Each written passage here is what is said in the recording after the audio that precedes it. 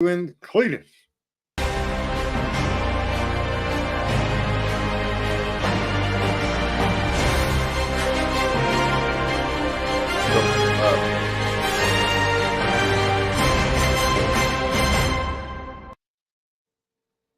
Good evening. Welcome to your Ass Hurts News Network. Coming to you live from the tip top clock tower. And he plays the music over top of me. Sarge, good evening. Cletus, we had massive technical difficulties. Clock tower was hit with lightning. Right in the fucking hole. The pee-pee hole was hit with lightning. Must have been a terrorist attack by these weather control people. It caused a minor malfunction in the introduction music. And good evening. Good. How are you today, Cletus? It's been a while. Yeah. I'm all right. How you doing? Well, if I were any better, I'd change my name to Cletus. There you go. Huh. You can only hope. What, because I have clue. See, so that's how it is. You can only hope. Oh yeah, I probably would have changed my name to Cletus. And how is the Queen of Moderation? Is she with us tonight, or is she monitoring these other fucked up from the floor up channels? The answer to both is yes. Yes to both. Well, that's amazing. And is she hearing anything that resembles this on the other channels? That's fucked up. Katie, Proudfoot, Chris, Proudfoot, Katie, Chris. And that would be the T-Revs, the fucking, the other jerkinator there. What's his name there? That fucking, talk about a fucking woman girl. JLR. Jesus Christ. I think if I farted at the guy, it'd be all over for him. Who else do we got there? We got the storyteller there. We got J is for Justice. We got that one broad there, Terry Lynn. Wasn't she like bumping up on fucking Seth? Who was the one that was fucking rubbing his leg? I don't know. I don't know about rubbing his leg, but yeah, that'd probably be her with her fucking man hands. Well, she don't actually. Yeah. So what's up there, 12 gauge Phillips, Gray Pearl? Hi, Al. Good to see you. There was someone in here named B. I be what you want to be. But I think B might be from back when I was streaming under what they called Spygate. They used to call me Mr. Spygate. It was one of my handles. One of the names on your many passports. Well, it was back during my days of politicos. Let me see here. I got to bring something up. Oh, I want to make sure we're streaming across Twitter. I need to get into Twitter Spaces. Not on this fucking Twitter bullshit, whatever the fuck channel we got here. What the fuck is Twitter Spaces? Yeah, that's what I'm saying. What is Twitter Spaces? It's a place where you stream, apparently. Well, all right. I do have some utter disappointing news. The news is rather devastating, I suspect. It will not go well for people in the know when it comes to the sport of baseball. This is something that would probably be classified as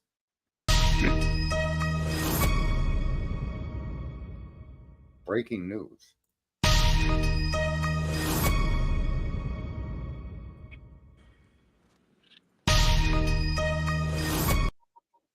All right, a little bit of trouble with the technical difficulties. I think you broke the news button. I think we may have. Let me see if I can open this up a little bit. See how this plays on the screen. All right. I hope you guys are watching this, but here we go. This is good. Clue, you got to see this. It's probably the most disappointing moment in baseball history. Today in baseball history, I proclaim a day of defeat. And here we go. He cranks this first pitch. That nasty bitch is at the ballpark. It's over. War Pig has been found. He's become a wall at a baseball stadium. The bitch can't shut her mouth. Cletus. Oh my God. I couldn't have said it better than she just did. Oh my God. There you have it, folks. The fucking American sport of baseball has officially been ruined. War Eagle will be amongst the players gossiping and claiming one said something about the other. until the whole game disintegrates around her. Oh, Cletus? fuck. That's just epic. It's tragic. It's a shame that people like that even are among us. You know what I'm saying? Yeah, I do. I do indeed. And here we go. We have probably the most important thing that you'll ever read, probably from the time you were born up until this very moment. I would consider it breaking news, but this is maybe a breaking fucking slap that you all deserve. And there you go. I don't know if you can see that, Cletus. If I was alive, I'd bitch slap all of you Americans for allowing this shit. Grow a pair of balls and take back your government. There you have it. There, from the founding father himself, a man that could have been a king and elected not to, and stepped down after one term. Well, that's yeah, I guess how it should be. Right. There's a man that did his job, saved the country from the British, helped found the country, saved the country. And then we got a bunch of fucking jackwagons out there on fucking social media destroying the country, acting like they're fucking, I don't even know, man. It's almost like, I don't know. They talk about these kids. There's something that people forget. When I was growing up, my fucking hair went all the way down my fucking back. Okay. My generation was like, another brick in the wall with music. We were fucking heavy metal. We were anti fucking establishment, anti fucking whatever was going on around us. And we turned out okay. But somehow we think that this generation just ain't going to make it. But the same things that we're saying about them were said about us. And that's not learning from fucking history. That's just being a bunch of dumb fucks. Yeah, it's definitely not breaking the cycle, is it? No. I mean, my generation, go look at the rock bands. Go look at the hair in them fucking guys, man. Them fucking guys. No, you remember though? Yeah, them fucking guys, man. Yeah. Go look at them fucking guys. The White Snakes and Warrants and... Yeah. Yeah. It didn't matter. Didn't matter what band it was. AC/DC, you name it. Now all the kids were fucking following around stuff like that and doing stuff like that. And we weren't going to make it. Now we're the group saying the group behind us ain't going to make it. It's kind of tragic, Cletus.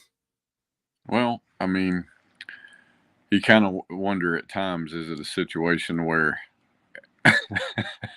it's because we're progressing into chaos, or, is it just a cycle that everybody goes through?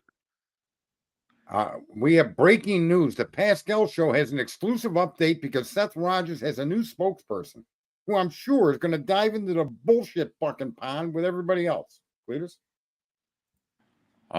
Yeah, I would, I couldn't disagree. I mean, the thing that I wonder often is why the celebrities and, I don't know. I mean, who needs a spokesperson? Children? How about a guy that don't know how to keep his fucking mouth shut and only can talk about drama and hate and anger? Amen. Yeah, that's right. I think that guy needed a spokesperson long before he ever opened his fucking mouth. Oh, he's a Cowboys fan. Who's a Cowboys fan? Spokesperson. What do we care what he fucking likes for football? If he's a spokesperson, what is he spoken about? Doesn't he have a fucking job to do? I'm just saying, if you can't pick a football team. Yeah, I don't know. It's a strange situation. A very strange situation. And I'm very, very despondent about what's happened to baseball. Yeah. That's just fucking atrocious, bro. I mean, I knew baseball's flu, but I didn't know they called them pigs, let alone war eagles. That was the most disappointing thing I saw today. I just was like, no, that just can't be. But here we are. Now the game of baseball has been officially ruined by a roving fucking lunatic on the internet called War Pig or War Eagle. 25 different fucking names. How about this? Let me just point out. This is what makes you a jerk off. When you have fucking multiple fucking accounts that get you back into places where you've been asked to leave or been booted. If you're one of them people, you're a fucking maniac. You need to be fucking slapped. Cletus? Yeah, I don't disagree. Especially when the odds are you were booted for saying something that was valid, and right. You know, at the end of the day, that should have been it. Because signing out and coming back in with a different account just gives that fuckwad another view. Someone's over and Clutch My Pearls now. Is that Clutch My Pearls referring to Clutch Them Nuts? Who's that dude there? I don't pretend to know exactly how to identify Justin, but yeah. All right, I'm going to show people something. This is epic right here. So this is real news, and we're going to see if we can. There it is. I'll open it up, and I want you guys to listen to this because I think it's kind of interesting. Go back to present. Let's see. Share screen. No, that's not doing it. Bear with us, Cletus. You can fill in for the blank spot here. Fill in for the blank spot. Well, I thought that's what Cock Tower was doing. It's the center of attention on screen. Well, I don't know why this particular one will not come up the way the others do from Twitter.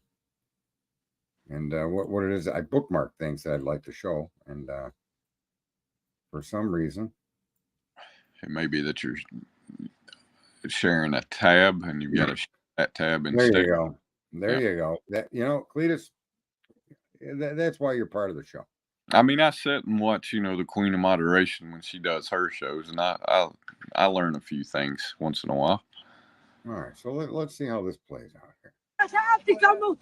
طلقت اليهود Watch this. وكل يوم بروح على هذا الطريق برجعوا الاولاد خايفين في الاخر انا عيال سعد حالي خشيت جوا اليهود نزلوا ما سالت كم موتت مش مشكله خشيت جوا طلعت هيك لقيت ابني لبسات طبعا بعرفهم لبسات خيل لابس وجواله ابراهيم سعيد الشافعي قد عمره 30 سنه متجوز نسوان ستين ومعاه 5 نسوان انا لقيت اليهود لما نروح في جثث قبل نصر بس ما حد راح يدور حرب انا لقيت اليهود لما وكل يوم بروح على هذا الطريق برجعوا الاولاد خايفين في الاخر انا عيال سعد حالي خشيت جوا اليهود نزلوا ما سالت كم موتت مش مشكله خشيت جوا طلعت هيك لقيت ابني لبسات طبعا بعرفهم لبسات خيل لابس وجواله ابراهيم سعيد الشافعي قد عمره 30 سنه متجوز نسوان ستين ومعاه 5 نسوان انا لقيت اليهود لما نروح في جثث قبل نصر بس ما حد راح يدور حرب انا لقيت اليهود لما Now I let that play through a few times so people could read that. Did you follow what that woman was saying? The thing I saw that I really was like, because I was trying to figure out, where is this going? And the thing I saw is she said, we prefer the Jews. You know who that woman is? Where that woman is? I'm assuming she's in Gaza. Yeah. Yeah.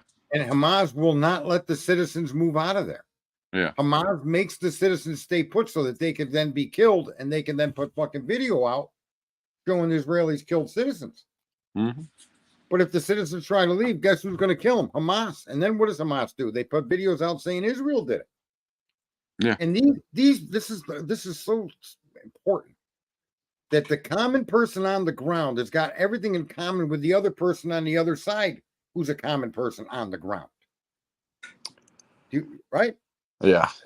This woman's supposed to hate Jews. Well, she sees the people that are killing her people as Hamas, not the Jews. Mm-hmm. The Jews are responding to Hamas, right? Yeah. That's I mean, and that's not even a narrative. That's fucking firsthand accounts of what's really going on. How about that? And you'll never see that pumped across the mainstream media to show the American people exactly what's happening over there. And who funds Hamas? We do. Who funds Israel? We do. Who funds Iran? We do. Who causes all these wars? We do.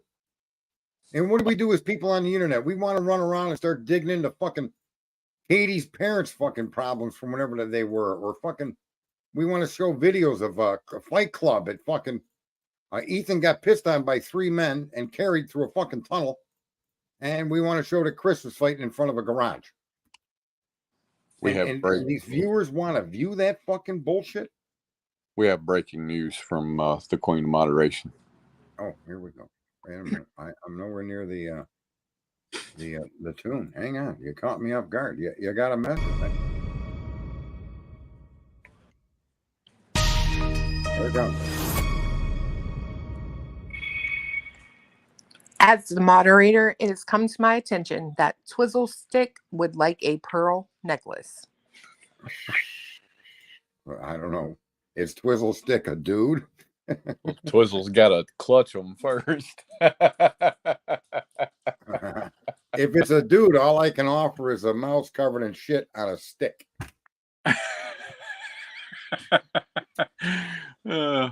Clayton?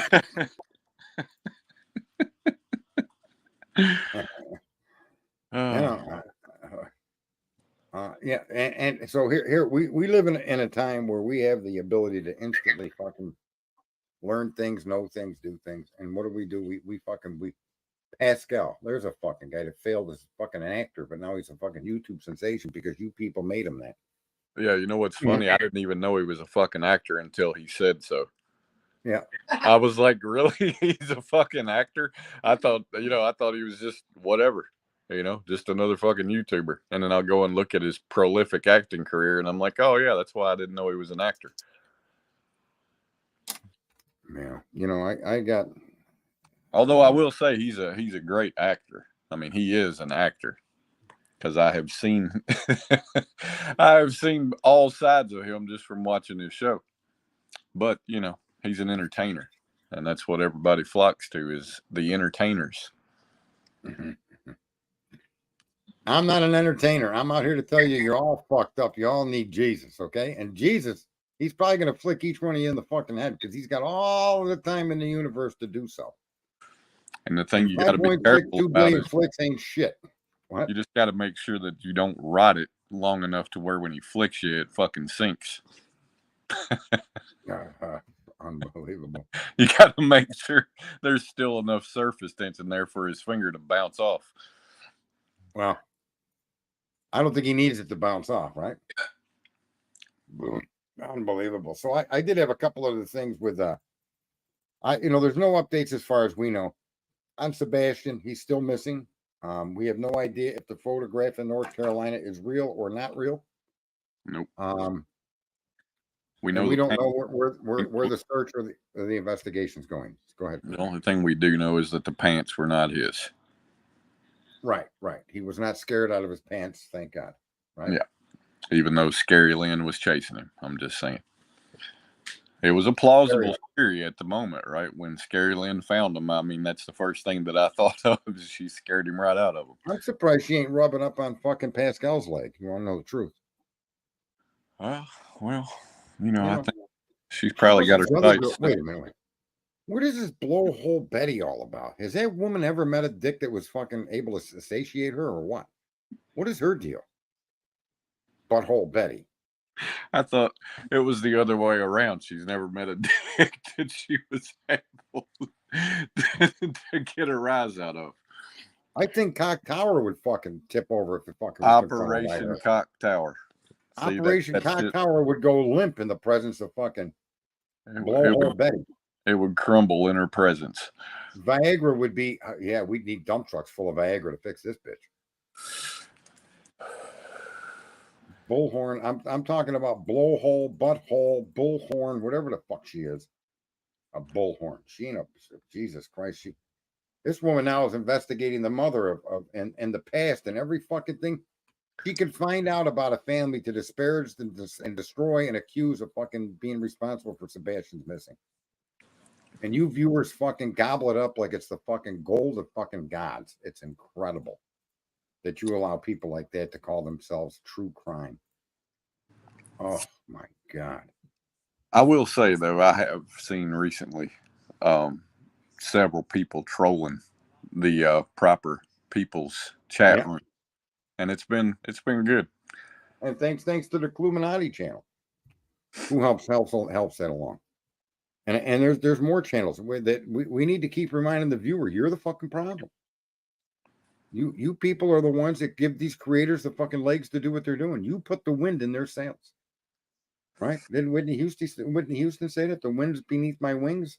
You fucking 5.62 billion morons are the winds behind the fucking filthy, disgusting, degraded fucking losers that have YouTube channels. Cletus? Your ass hurts coming in or your ass hurts going out? It's gonna hurt, bro. We're here to hurt some ass. You know, and it's fucking funny. So many of them fucking broads, too, they got these fucking man hands. For fuck's sakes, they should be in construction, not YouTube. But if they were in construction, think of the accusations they would get, like Chris Proudfoot has. Fucking nonsense. Because he's in construction. He knows about concrete. Oh, we have a fucking solution. Dig up every driveway in America. Look, they bite their fucking nails back and their finger skin back till they look like fucking breakfast sausages. Keep them off the camera, ladies. It's fucking horrific. Your face is bad enough. Don't add them fucking man hands to the image. Cletus? Either that or get in the dirt and start digging. Jesus Christ. Ugly is fine, okay? But good God, when you're ugly to the core, like these creators, there's no excuse for it. None. There's absolutely no excuse. And the fact that they're supported by so many viewers is disgusting.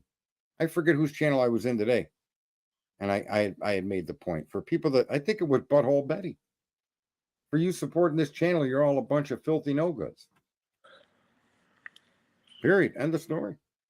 The narrative that woman runs with and the shit she brings to the public that the public fucking, I don't know, man. Maybe it's a thing to be rolling around in shit. Maybe Chris had it right when he was sniffing that mouse. Yeah. I mean, you know, it may have, yeah, he may have been trying it out, right? And saying, hey, you know, I mean, the world seems to envelop itself in it. So let me try it on a smaller scale before I jump in there. We have breaking news. Super moderator, queen of moderation, Cluminati claims that Hurricane Katrina couldn't lift her. Not enough wind. Please.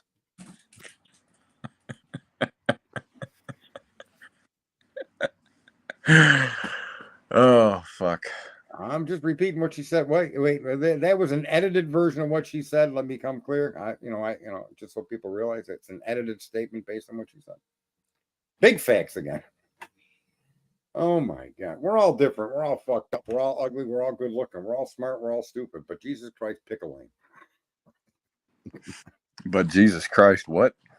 Pick a fucking lane, would you? Oh, yeah. My God. So I did want to go over this in the Idaho 4. All right. What you got? Here's what I got. If you watch now, timelines do matter. Timelines are probably the most effective way to carry on the understanding of an event as it happens. So when it's being unrolled, as things always are, knowing when things happen in the order they happen helps you understand. And I've always done that. Politics, I was like, dude, I could give you almost dates for going back 4 years on events that took place that connected to things that were finally revealed to us 4 years later. Does that make sense? Yeah. So in the Idaho 4, I want people to now, after they've seen these hearings and they've seen all these explanations, I want people to just follow this timeline, because I think this timeline is very damning for the state of Idaho.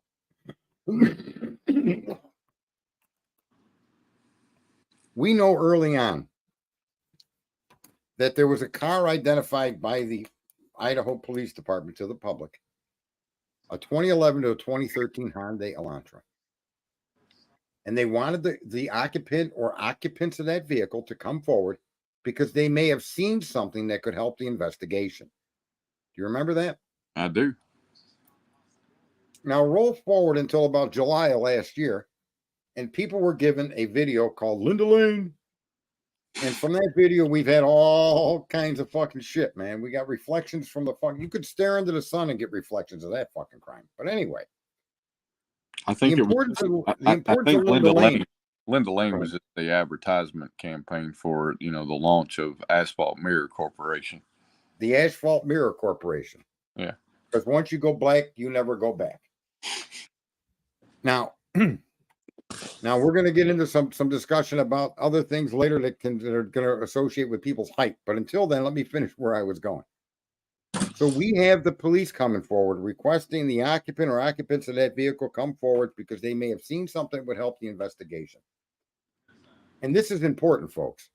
When you watch the Linda Lane video and you see the white car do its 3-point turn in the parking lot and leave, a very short period of time later, a car pulls up and goes around the building. Okay? That car is not the Elantra that you saw leave. That is a different white car. And that is why the police wanted to talk to the occupant or occupants of the 11 to 13 Elantra that we got the side view of in the Linda Lane parking lot. Okay? So what I'm pointing out to you folks is that when you listen to what was said in the order in which it was stated, and you look at the video and you realize and I give credit to Gitta, whether people like Get a Clue or not, it's not my fucking business. But this guy did break that video down without altering it.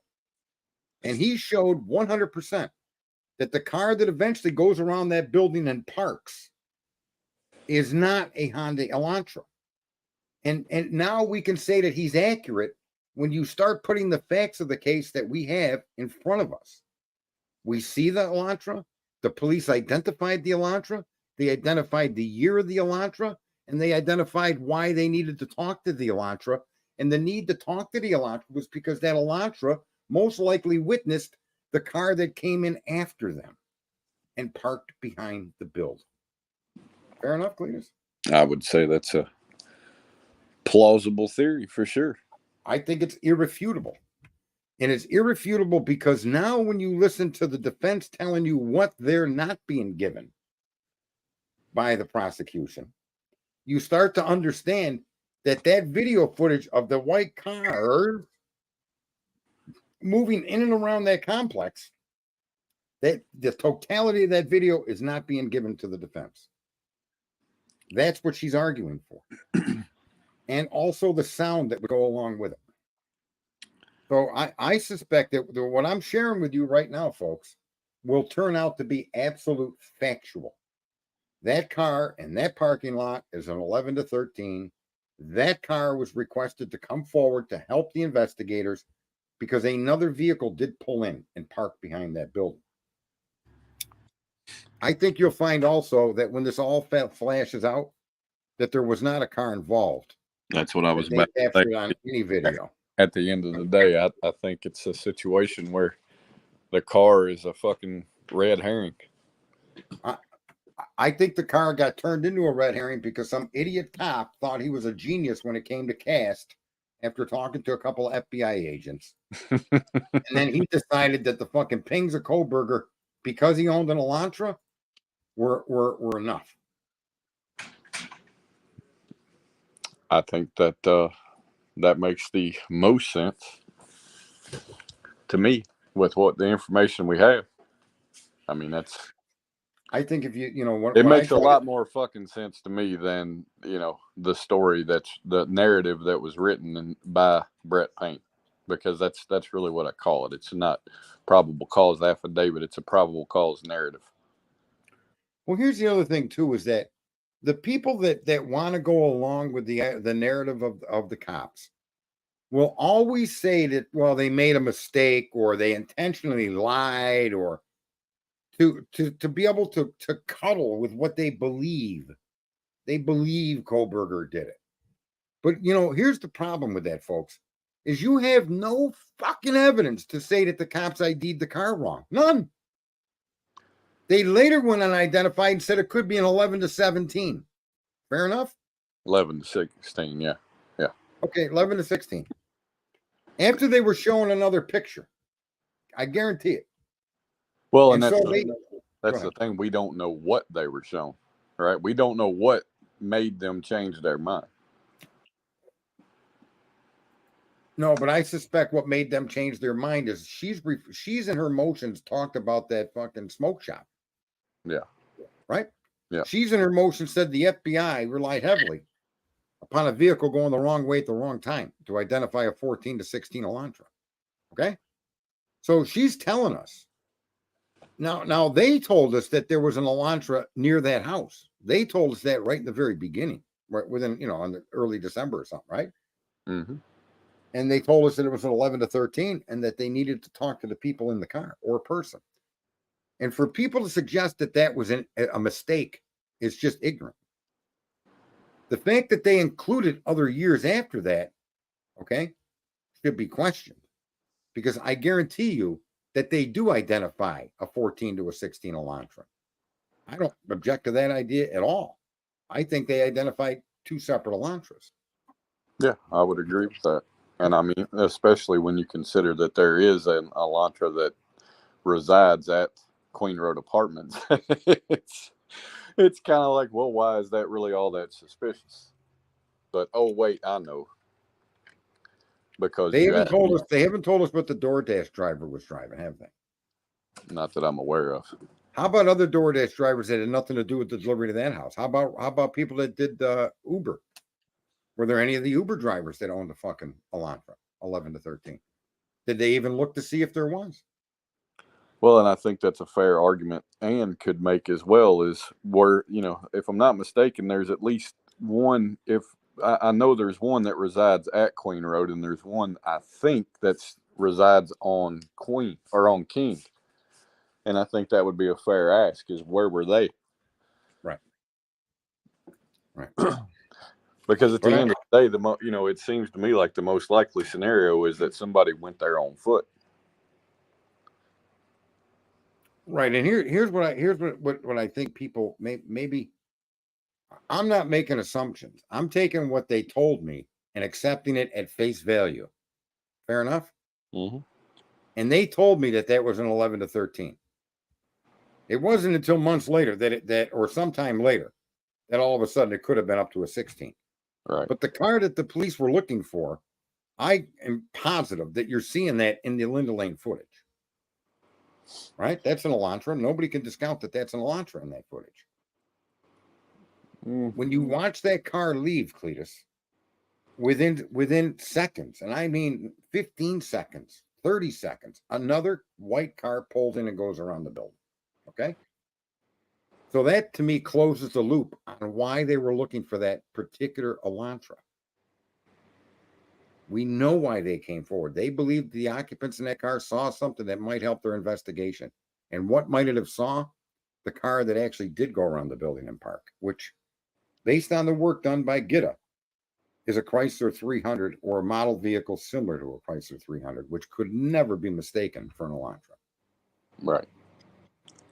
Right. Now, he's on this theory that the cops are setting them up. And I think that at this point, that may be true, because I think somewhere along the way, they realized the horrific error that they made.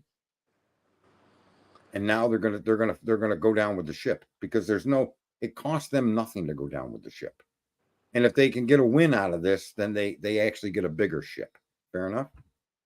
Yeah, and I mean, at this point, for it to be, 19, 20 months into this, and they still haven't produced the records that they're saying they used to accuse him.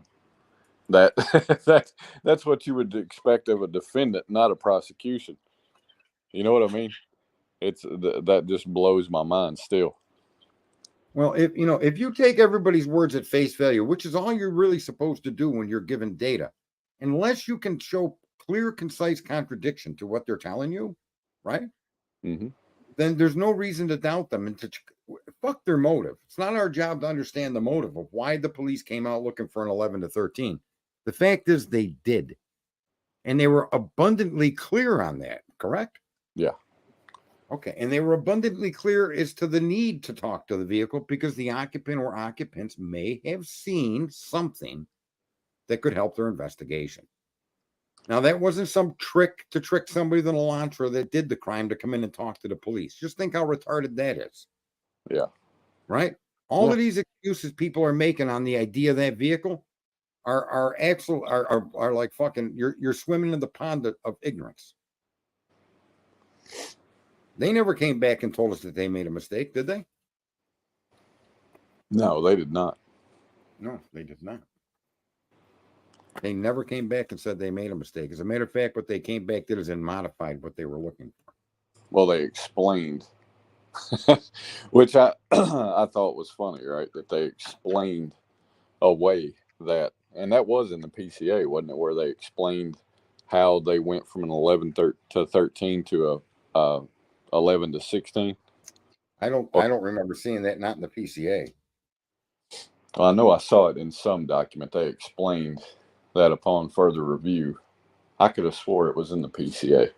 Right. But, You're right. On further review, there is some reference to that. Where exactly, I don't know, but I suspect that based on the motions Anna's filed, that further review was not the car on Linda Lane that they reviewed. right.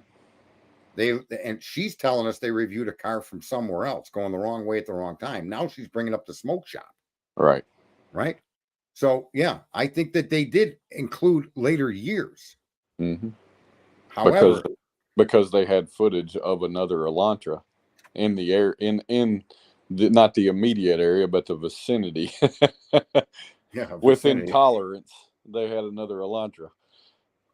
That park is 42 minutes away from Kohlberger's home by car.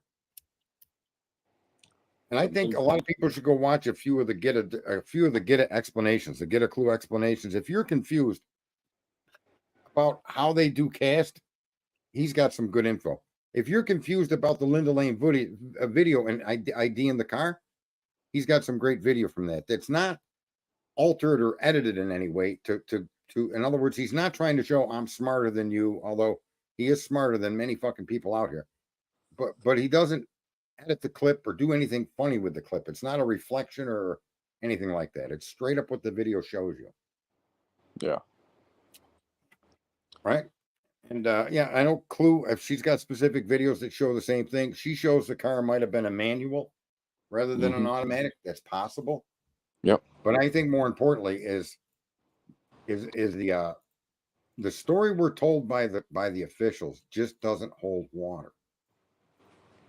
No, it really doesn't. And he's been in jail a year and a half, right?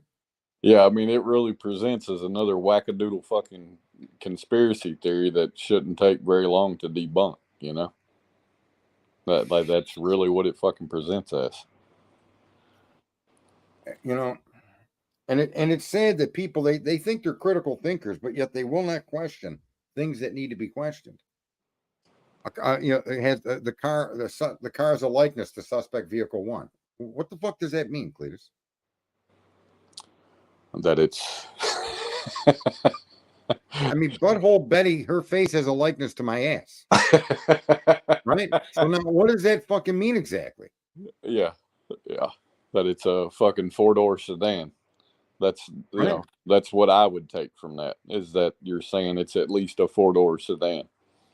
White, right? I'm still not even down with the color of it. I got no lie to tell, because that would require you to have seen that on a color camera, not a nighttime infrared camera.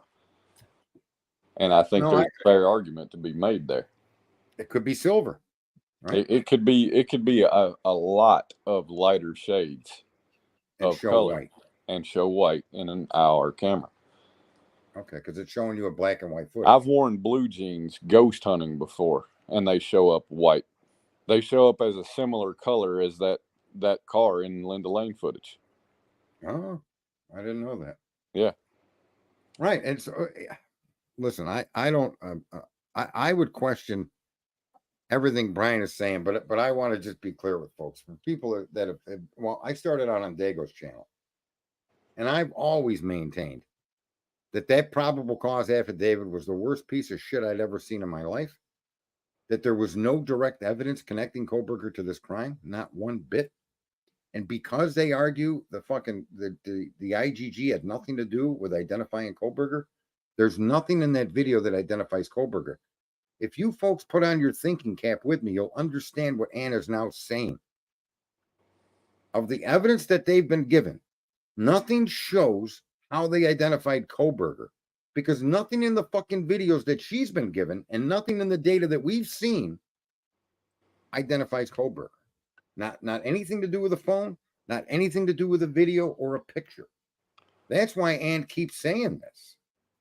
Well, and I think, at the end of the day, whether he did it or not, it's still to me, and there's a reason it's this important to me, is that in terms of why it's this important to me, at the outcome of this, whether he did it or not, is really not what's important to the mass public or the public at large, right? It's the precedent that exists here. And I didn't realize that when this is the first time I've ever been involved in following anything. And I remember the PCA coming out, and that was the first one I had ever read. And I was so intrigued by it. And I was so just like, holy shit, they really did a lot of homework on this. And since then, I've looked at a few others. And then I start scratching my head because I've looked at a few others where it's clearly, the person they're accusing with this PCA is the person that did it. But then I go back and I look at the Koberger PCA, and I'm like, why is this different from all of the other ones that I've looked at that identify the bad guy? All the other ones are statements of fact. There's some subjectivity to them, but very, very little comparatively to this thing. This reads like a book. It reads like a fairy tale or a story. I mean, and I would challenge anybody to go do that. Go pull PCAs from other cases and look at them. Just look at them and compare. List out the things that are stated as fact that aren't subjective whatsoever in Koberger PCA, and go do the same with other PCAs. And I can't imagine that you won't find that it's craziness, and it's scary. And it's scary because in America, you're supposed to have something to place this person at that scene of the crime. Yeah. With some definitive, I mean, something that still needs to be confirmed, but something like, a witness could have saw him. And that's hearsay, just so people understand that. Somebody claiming that you were at a store that was robbed is hearsay evidence. It's not direct evidence, but that evidence can be used to obtain a warrant to arrest you. Then they can invest. Then they move forward with the accusations in court, right? Mm-hmm. Or they could take that person's information that identified you and then start an investigation into you to see if you connect to this crime. So that would then be considered a tip, right? Right. And that witness that says it was you can be kept secret, which is who the FBI thinks they fucking are. They're the secret tipsters, Mm-hmm. Well, I invited Twiz. Give me a few minutes. It's 9:43. Get your ass up here. Cletus Pumpkin's out at around 10:05, or someone hangs up on someone. It gets crazy. We're nearing the danger zone. Yeah. You never know. You never know. But with the Koberger case, that to me, like I say, all these cases should be lessons in physics, or not physics, civics. Should be a lesson in civics for people, and how your state and how your police and law enforcement agencies do what they do. And boy, they do a lot of fucked up shit, man. It's like their default mode. And that's why I say I agree with Black Lives Matter. The problem is endemic to the system. I mean, how many of those? Here's an example. Of the 5.62 billion fucking YouTubers and social medias, I suspect the entire fucking police department of Idaho is in that group. Okay. I never would have authorized anybody to bring that fucking application for a warrant to arrest him for 4 homicides. I never, as a senior commander, I would have said, no, don't you dare bring that to a judge. Especially on the fact, here's something too. Oh, there's Twiz. He just came in with that. He's got, what is he, the fucking Joker? Yeah. Yeah, there you go. Yes, sir. I want to add this before I give you the floor. Okay. People in the stream, people from around the globe, what I'd like you to do is go into the Idaho case where the doctor was falsely accused. Okay? Yeah. And he was accused of murder. And what I would like you to do, folks, is to look at who the prosecutor was, what county it happened in, what police, including state police, were involved in that case, and see if any of that mirrors the Koberger case. Because I think you're going to find overlap in more than just one policeman.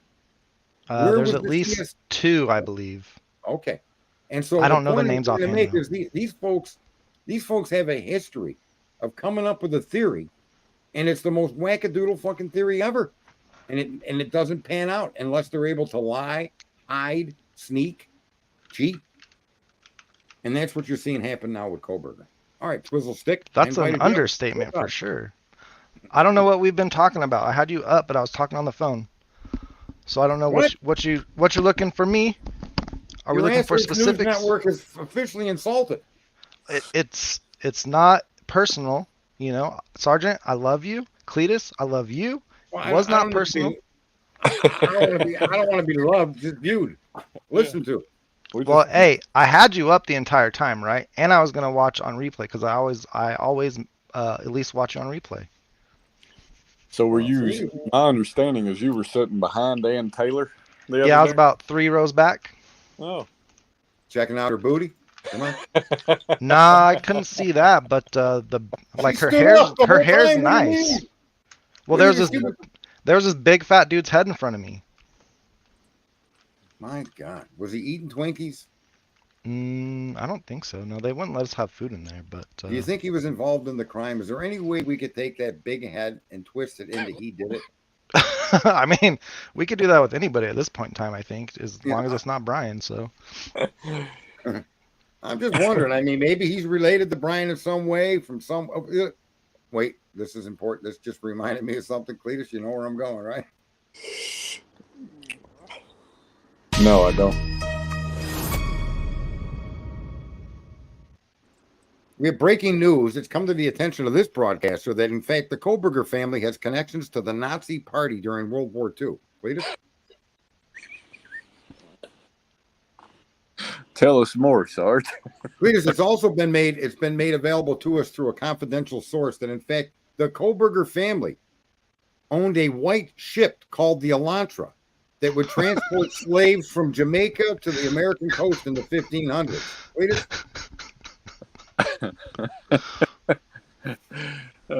They also invented some type of growth technique. It seems to me that this Koberger family has a history of unacceptable, repulsive, horrific behaviors going all the way back to the days of slavery.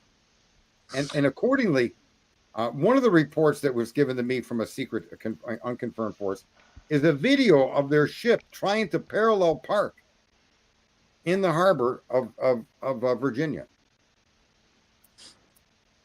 Those evil Kobergers. Where they first learned their leather working skills, right? You know, at that time, we were made to understand that there were a lot of dead people on shore while this boat was maneuvering to park. So the USS Elantra goes back. That just seems to be the thing for the Koberger family, between the Nazism, the slave trade, the entire family. Centuries of just being a bunch of losers. Can we blame the family if it's like passed down through their DNA? Well, I think Mr. Koberger, unfortunately, was not into boating, but somehow he was into the killing aspect of the family tree. Oh, yeah, makes sense. Right? And they didn't trade a slave at a time; they'd bring ships of them. So why kill one person at a time? Makes no sense. Yeah, always in multiples of 4. Right. I mean, the Nazis plus killed 50, 100 million people. Plus, he studied BTK, right? He wanted to be BTK. Right. And gotta get those 4. And it's amazing the history of this Koberger kid, because that history tells me that he did this crime. Oh, me too. Have you seen my video of playing hopscotch down at Y Park? No, but were you holding his hand while this was going on? No, unfortunately, I wasn't aware of his super secret ninja assassin training until afterwards. But yeah, I went down and I tried it out. So it's a trait that you acquire from visiting Way Park. Is that what you're telling us? I don't think Y Park has anything to do with that aspect, right? But he did go down there to be with Ted Bundy's first victim. Oh. Right? Have you guys heard that one? Yeah, I've heard that, he made some type of star map with his phone for all of his victims' placement or something. Yeah. Yeah. So my theory was this: he, again, a informant close to the investigation told me that he played hopscotch. So I went down to the park and played a little hopscotch myself, and then I figured out that's how that one latent print got there, because he was hopping through the house, and at one point in time he had to put his other foot down, which left that one latent print. Right, which I suspect was dog urine. Nonetheless, it is what it is. That latent Exactly. print was, again, in front of Dylan's door, because Dylan had nothing to do with nothing. And somebody's saying B, not true. I don't know what B said. I got to go back here. If Ties to he the was Kremlin. innocent, he wouldn't be in jail. Checkmate. Well, B, I hate to break your bubble there, but a lot of innocent people get locked up. A lot of innocent people get put to death, even in America, where supposedly we're supposed to have Right. rights. Well, I'll give you a story. Right? About a man named Jed? I was one, a guy named Jed. I was one of roughly 150 people ticketed one night for third-degree criminal mischief because one asshole in the crowd threw an egg at an emergency vehicle on Halloween.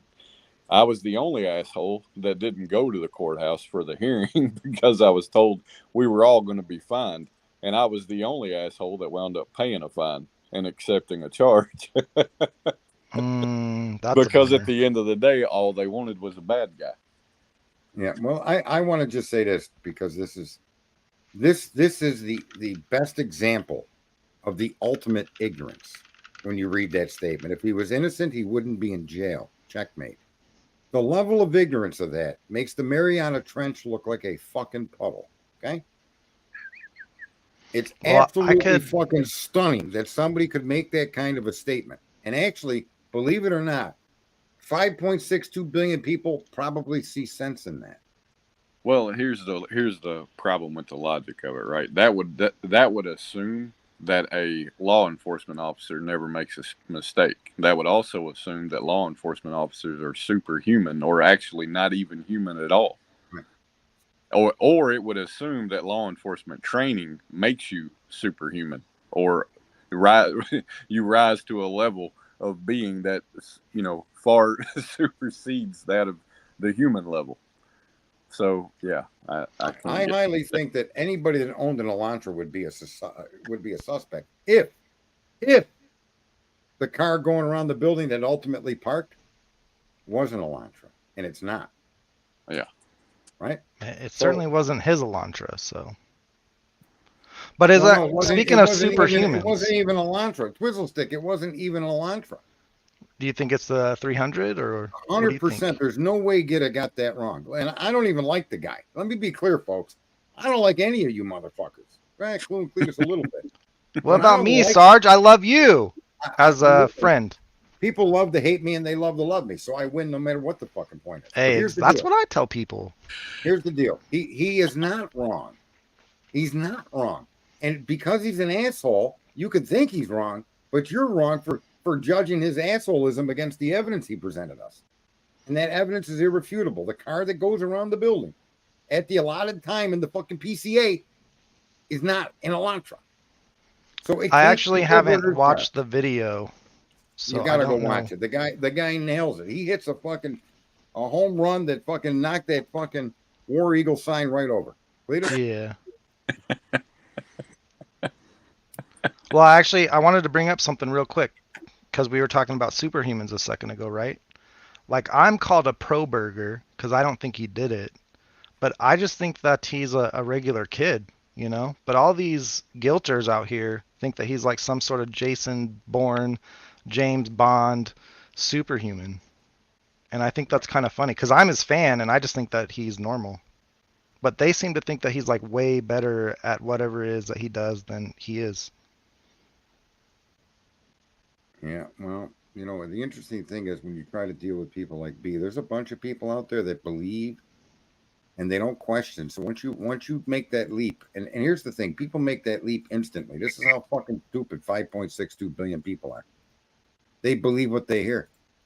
They believe everything. Some of them believe the earth is going to turn into the fucking head of a match. And some of them believe we're all going to drown.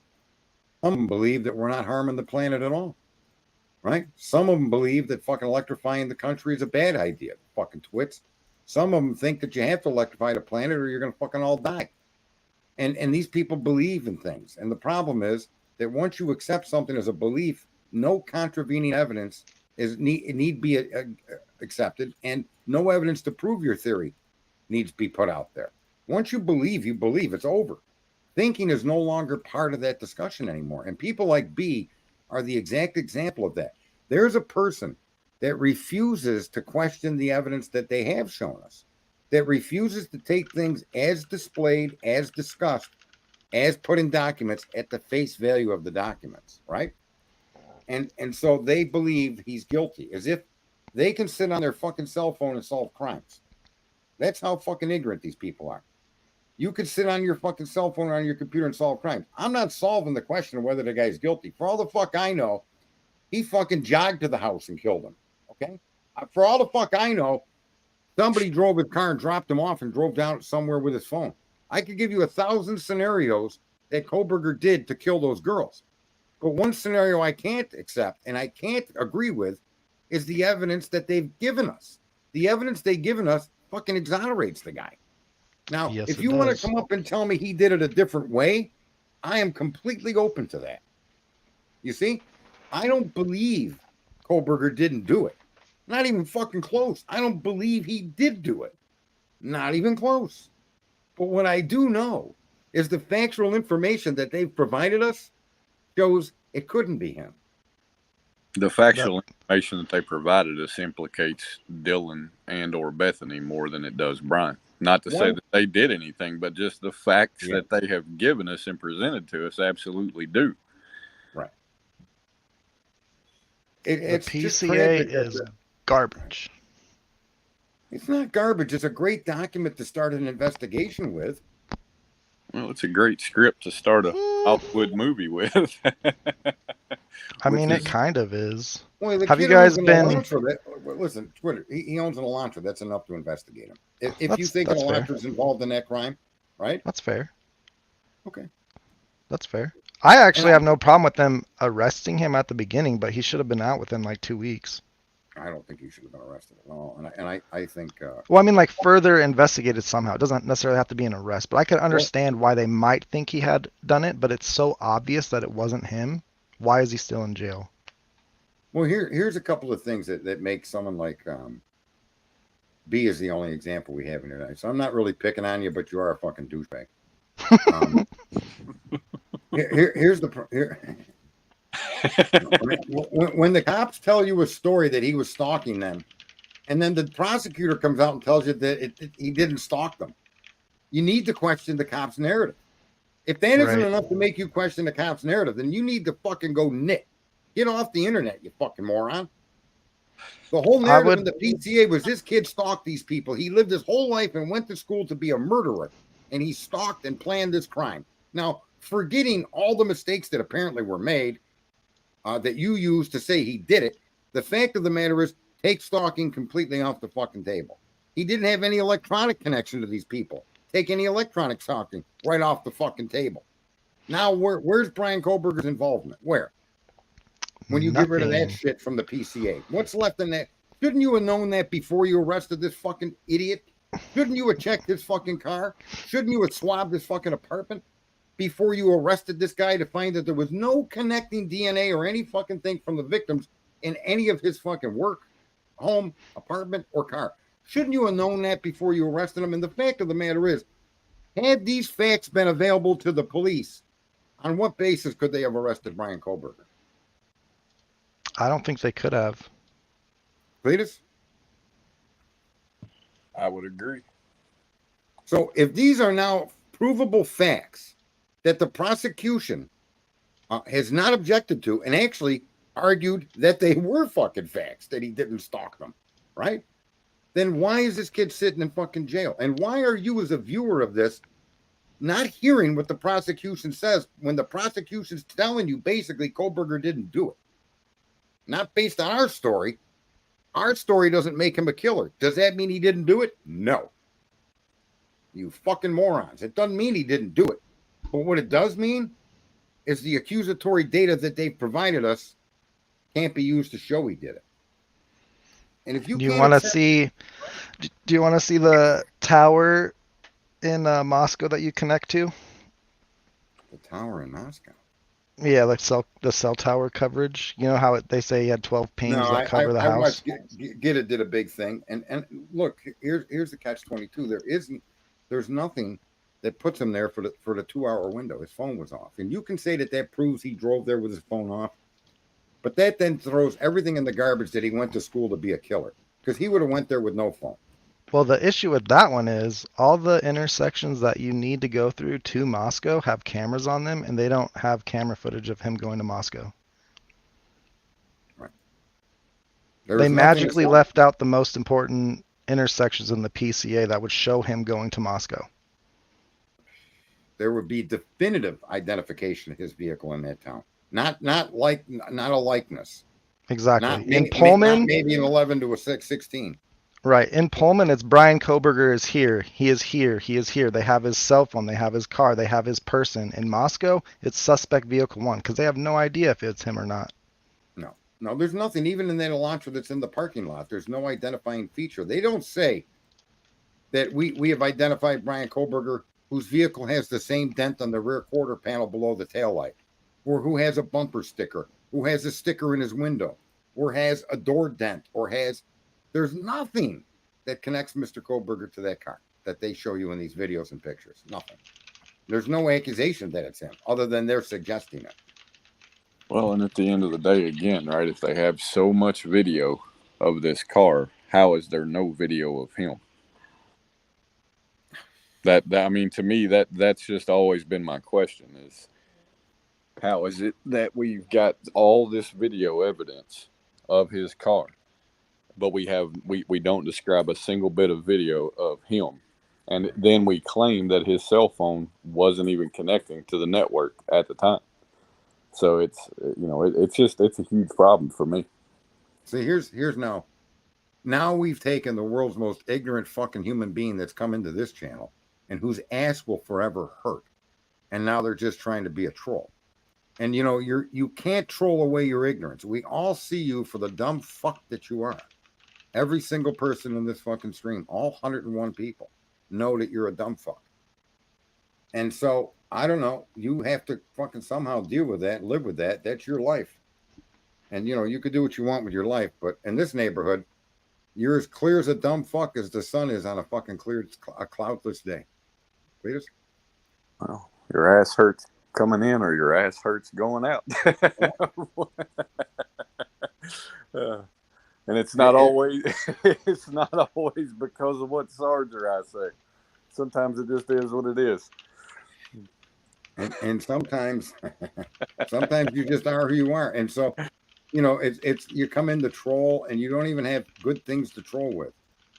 I mean, what the fuck, man? I don't even want to get into what I did with B's mom. I don't think that's appropriate, but let me just say, it wasn't worth the $5 I spent. I promise you that. Well, give it time. I'm sure there's some of these fucking wackadoodle call-in shows. Somebody will tell them.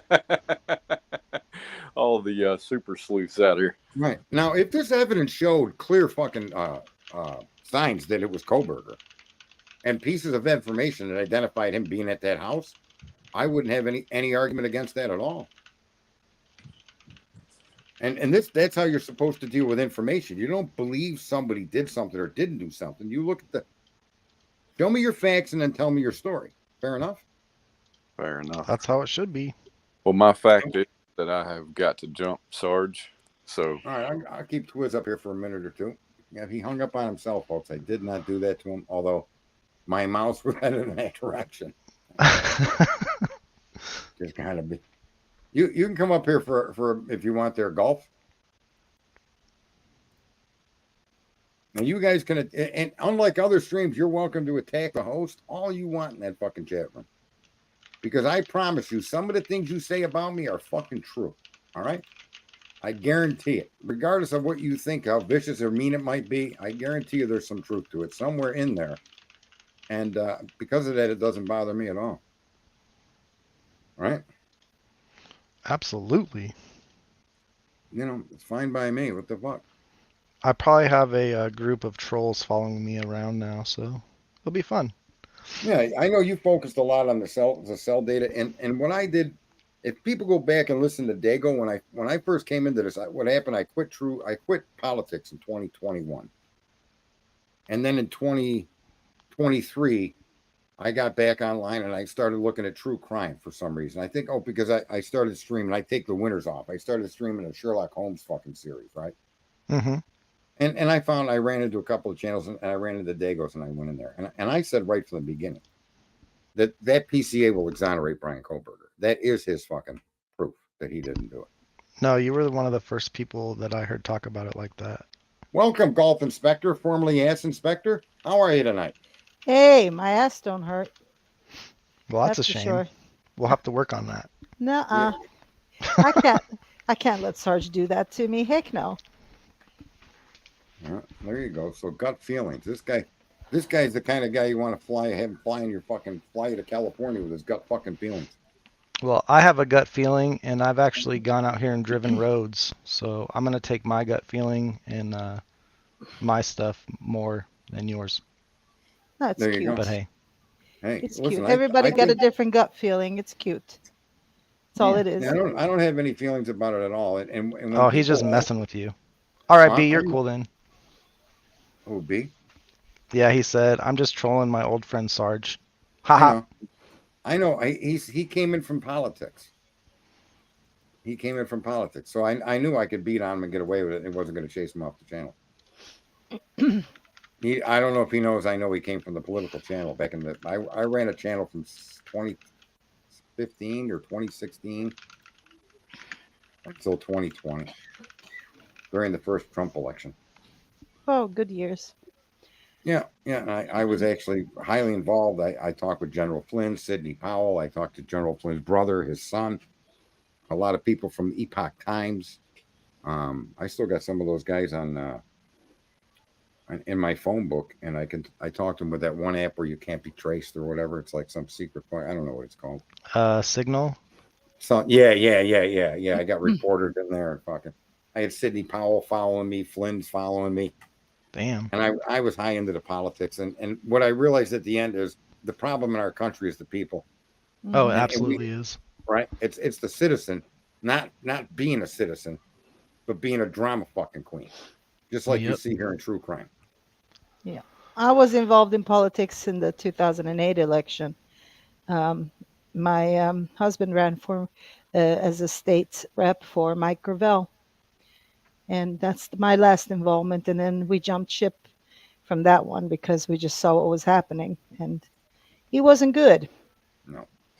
But they're doing the same thing everybody else is doing. I'm in the construction business, and everybody's out to take everybody else's money.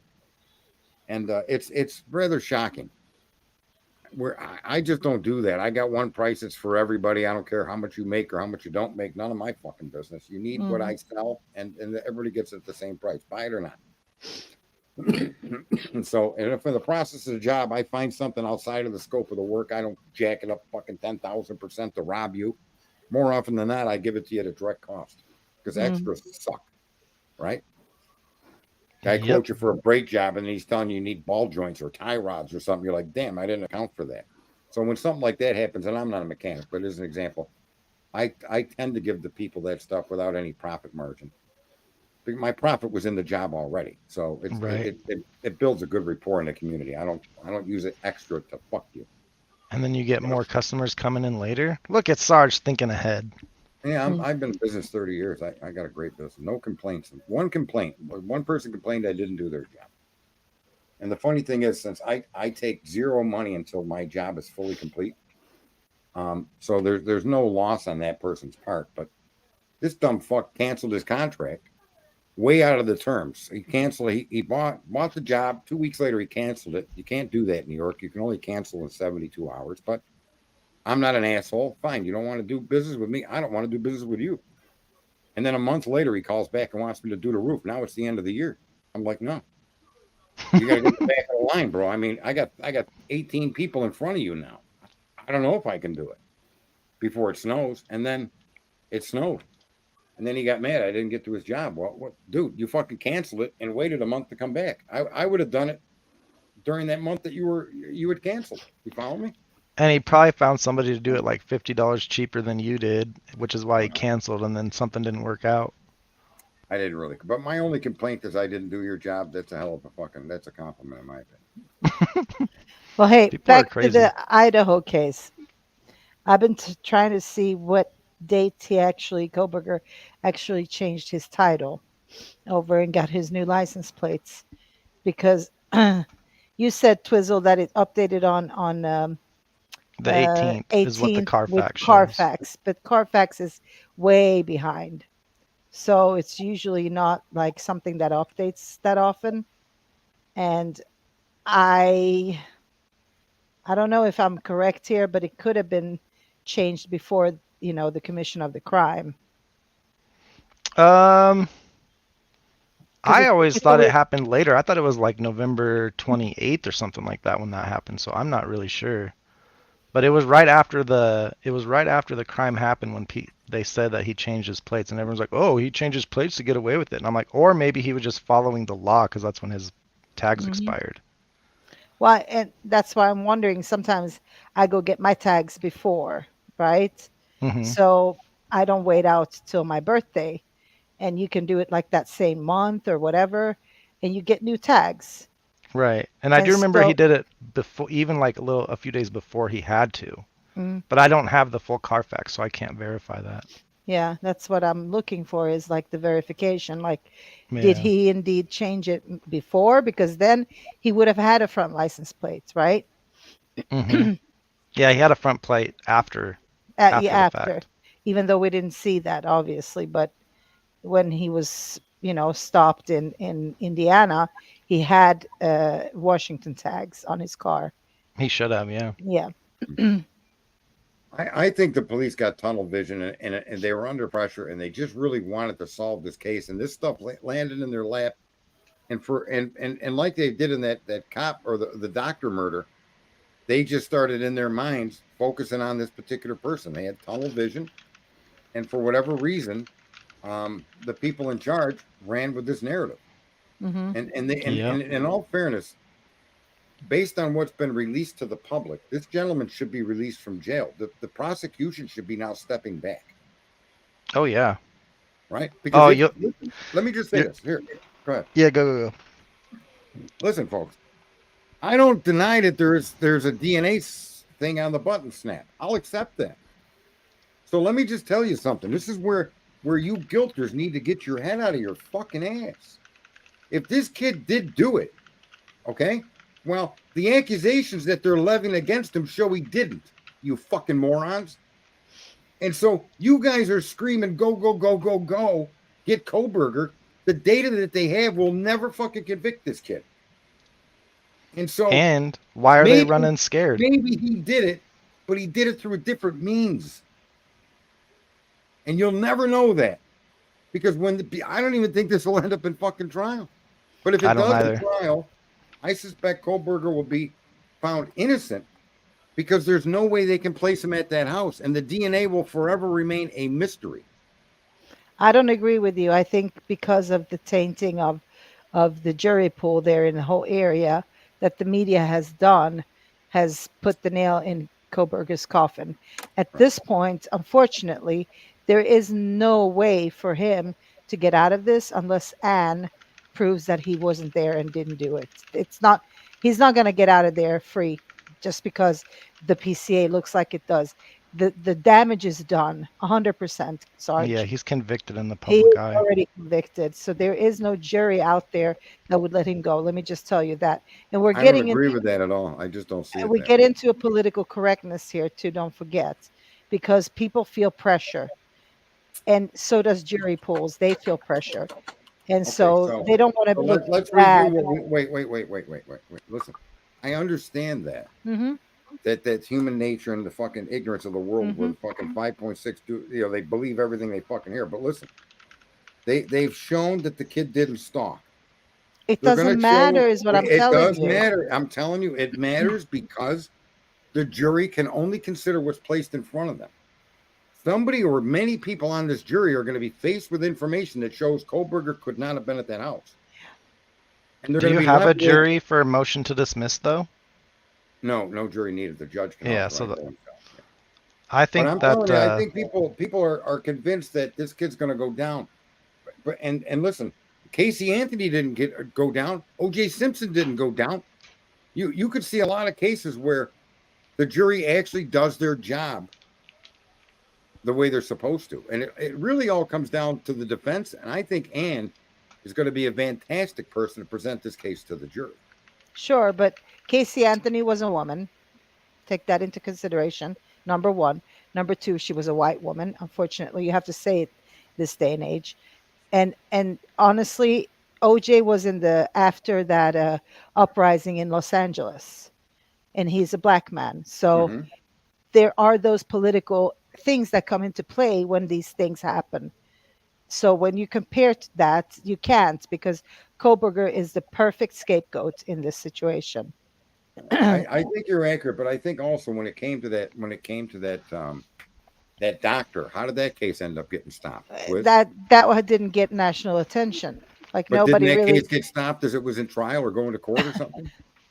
Yeah, but it didn't get. What I'm saying here in this situation, the problem is that political correctness has overwhelmed people in the area, unfortunately. We'll see. And that's why I don't know right how now the only option that Koberger has is that Anne is there fighting for him and can prove that he didn't do it, even though I really hope she can, and it's gonna get out the right way, because right. there is already a conviction on Koberger. Why do you think she was talking about the cell phone towers yesterday? She brought it up 3 times, I think. Mm-hmm. Right. And I had the fattest smile on my face while she was doing it. So I want to say this too. So if someone says, Sergeant, if you're a Biden supporter, just let me know. We can quietly go separate ways. And let me just say, first of all, I'm not a Biden supporter, but it's that kind of fucking division and that kind of vitriol that prevents this country from fixing all the corruption. If you think President Trump, a second term, is going to fix the corruption, you're completely out of your fucking element. It ain't going to happen. The only way it's going to get fixed is by you and I. By you and I standing up and taking actions that we can take that are nonviolent, going after user agreements against Twitter, going after Facebook, going after Intel, or not Intel, go after Apple for enabling 40 million slaves to make that fucking phone. Until we as a group of people start getting together on issues that we can demand results on, you're never going to see that government change. And the president, no matter who you elect, is powerless to change it. The guy had 4 years. And what did he get done? Even his everything he did was by executive order or had time limits on it. All your tax breaks are going away now. Everything Trump did has been erased. So if you honestly think politics are going to be fixed because of who you support, you're lost. You're one of the 5.62 billion ignorant people out here. If we don't get together as a group and start taking fucking control of our own country non-violently with the same tool they're using to convince you that Trump is going to fix shit, the same tools can be used against them. And we're all too fucking ignorant to realize or even engage that. That's why this stream exists, to point out that we don't got to be a fucking helpless bunch of idiots. I can recommend some reading for that person. It's called National Initiative for Democracy. That was written by Mike Gravel. He's deceased since, unfortunately, because he was an older gentleman. And he wrote that down, like, how do you control government as people? And so I can highly recommend that as nighttime reading. Listen, we just had the Republicans fund a war. There would be no war with Russia if it weren't for our politicians and the NATO nations. This war was started by the West, not Russia. And yet you think that you're going to elect some guy and he's going to fix all of that? No, the system needs to know that the citizenry will no longer accept this. You need to go, who's shipping these illegal? Who is the government paying to move the immigrants around the country that we don't want coming in? Those are the companies you target. And if it's your own church, you got to target your own church. You got to get your own people in your church that believe in that faith to tell your church to cut it the fuck out. And this is why you don't speak politics, Sarge, in this day and age. It doesn't matter. You can speak politics till you're blue in the head, because people aren't ready to accept shit. It's always like 10 years behind. It lags, in my opinion. Everything happens 10 years behind, and then people catch on. But by the time they catch on, there's something else to focus on. We discussed this privately, you and I, before. And there's like that big gap between when people start realizing what the hell is going on. Well, But by that time, it's too late. It's too late. So you uh, have some other moron up there, fighting to get in to the circus. So it's sort of a mute listen, point. I agree. Trump would be a better alternative, but why are we picking between a fucking guy that's mentally incapacitated and a guy that has no political experience that we've learned from the first 4 years couldn't permanently fix anything? Now, hopefully, the only hope we have, and it's a hope, he learned his lesson the first time. Everybody that surrounded him, including General Flynn, fucked him. Everybody around Trump fucked Trump. His lawyers, his every Republican that was on his team, every one of the people that promised they were going to prosecute Spygate, every single one of them, Bill Barr, everybody he appointed to the DIA, to anybody he appointed, fucked them. And you think that by voting by Trump you're going to fix this country? That's just being ignorant. We can fix this country. You, me, and all the other 5.62 billion people around the world. We can change the direction of this fucking planet using this internet. And what do? We want to dig into Katie fucking Proudfoot's mother's fucking sexual deviant fucking life. We want to dig into the Kansas City 3 and blame the fucking guy that was trying to help people with HIV, an admirable fucking job, right? We want to blame him as creating a drug that killed his 3 friends. Bunch of sick motherfuckers out here, man. And if all you did was look to do something good and you all got together in the numbers that you get together to follow the sickness, this world would change like a fucking light switch. Twizzler? Yo. I think, I don't know. I'm not going to jump on the Trump bandwagon simply because when COVID started, he threw our rights to the wolves. He threw us. If I was president, I'd be like, you don't have to shut down shit. If you don't want to go out, don't go out. But I'm not forcing people to stay home. Well, not only that, people don't realize that those two people, that woman and Fauci, were part of the Clinton Foundation. Oh, yeah. And more Trump than that. turned the country over to those people, and those people connected to them? Come on, man. Now, I thought it was possible. Maybe they threatened the life of his daughter. That was my first thought. Maybe they threatened Ivanka or something. But this guy handed us over to the deep state clearly without any. Right. After running on draining the swamp, right? And he didn't drain any of the swamp. Nope. Matter of fact, the swamp is still attacking this guy falsely. Listen, can he do good? I think of the two, he's capable. But the problem is you're going into a viper's nest, and there's nobody in there that's truly going to do anything to help you. They're going to do what they can for themselves because that's what it's become. No, the problem is the people. If we don't stand up and fight the corruption, they're just going to keep doing whatever they want. Right. How about the food companies that supply food to the illegal immigrants? How about this, folks? Has anybody noticed that all of these demonstrations around the country all had the same fucking tents? How does that happen?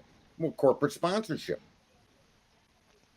And like all the bricks being left around during the COVID lockdowns. How do you just get pallets of bricks dropped off at the protests and stuff? But lo and behold, some transgender advertises for Budweiser, and you want to destroy the oldest fucking brewery your country's ever had. You fucking twits. Meanwhile, the shit that matters, the shit that takes no more effort than what you did with Budweiser, should be being applied to the issues of the day. And we're all wackadoodle. It's like, Hey, let's look at Brian, dude. How many people aren't standing up for his rights? Because if they can steal his rights, they could do it to any of us. Mm-hmm. And they've been doing it to people for decades. These prosecutors are looking at numbers. They're not looking at justice. Oh, yeah. Clearly, Bill Thompson is not concerned with that. Clearly. But I might have some words for him on the 14th, so we'll see how that goes. Who's that? Bill Thompson, the prosecutor. Santa. Well, Crack-a-Claus. Yeah. I'm just a big proponent of trying to point out to people. That's why this is Your Ass Hurts Network coming to you from the top of Cock Tower with Lick of My Balls Convention Center. You can have your fucking wedding then. We're all here for it. Because we live. It's so ridiculous how we sit here and we act like we're helpless. Everything that we see, even what's happening to Trump, the underlying fucking brainwashing is, don't fuck with us, we'll ruin your life in court. Don't fuck with us, we'll expose your secrets. Right? Isn't that what we're all being shown, regardless of who it is? And we do it to ourselves. Look at all of these streamers doing it to everybody in every one of these cases. Yep. And then I don't listen to the media. No, you dumb fuck. You behave just like them. You're their twin. The problem is, way back when, and nobody noticed this, they totally eliminated the middle class. This time through, they did. Yeah, they did. Like, they killed the middle class, which was a comfortable position to be in, and you could still have a good life in America. And they just killed it, and nobody fucking took offense to it. Like, where did the middle class go? And then now we're sitting on our asses that are getting fatter and fatter, all of us, except Sarge, I guess. And we're very comfortable. We're very comfortable. They made that, they gave us a comfort level with the internet and the computers and all that. So there you go. You exchange that middle class for what you got. And now the kids behind us, the kids that that are no different than what we were when we were kids. I mean, how fucking ignorant are we, man? Mm-hmm. Yeah, they got different issues and different topics and all of that, but nonetheless, they're still, you call them soy boys. We're so a lot of these guys that were walking around with the long hair like I did. Well, next they're going to take your identity away, and that's very clear to me with all this non-binary bullshit and all that what's going on. So it just goes hand in hand, and this is why I draw politics, because you have to draw a line somewhere. You're like, fuck this, I can't participate in this bullshit anymore, because that's all it is.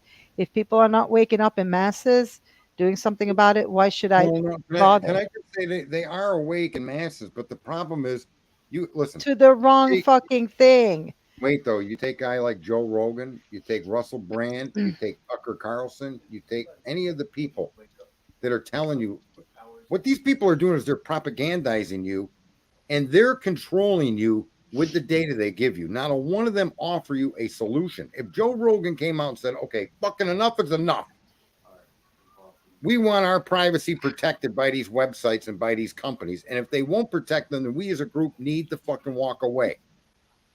He could do that. And you know how many millions of people would follow that guy?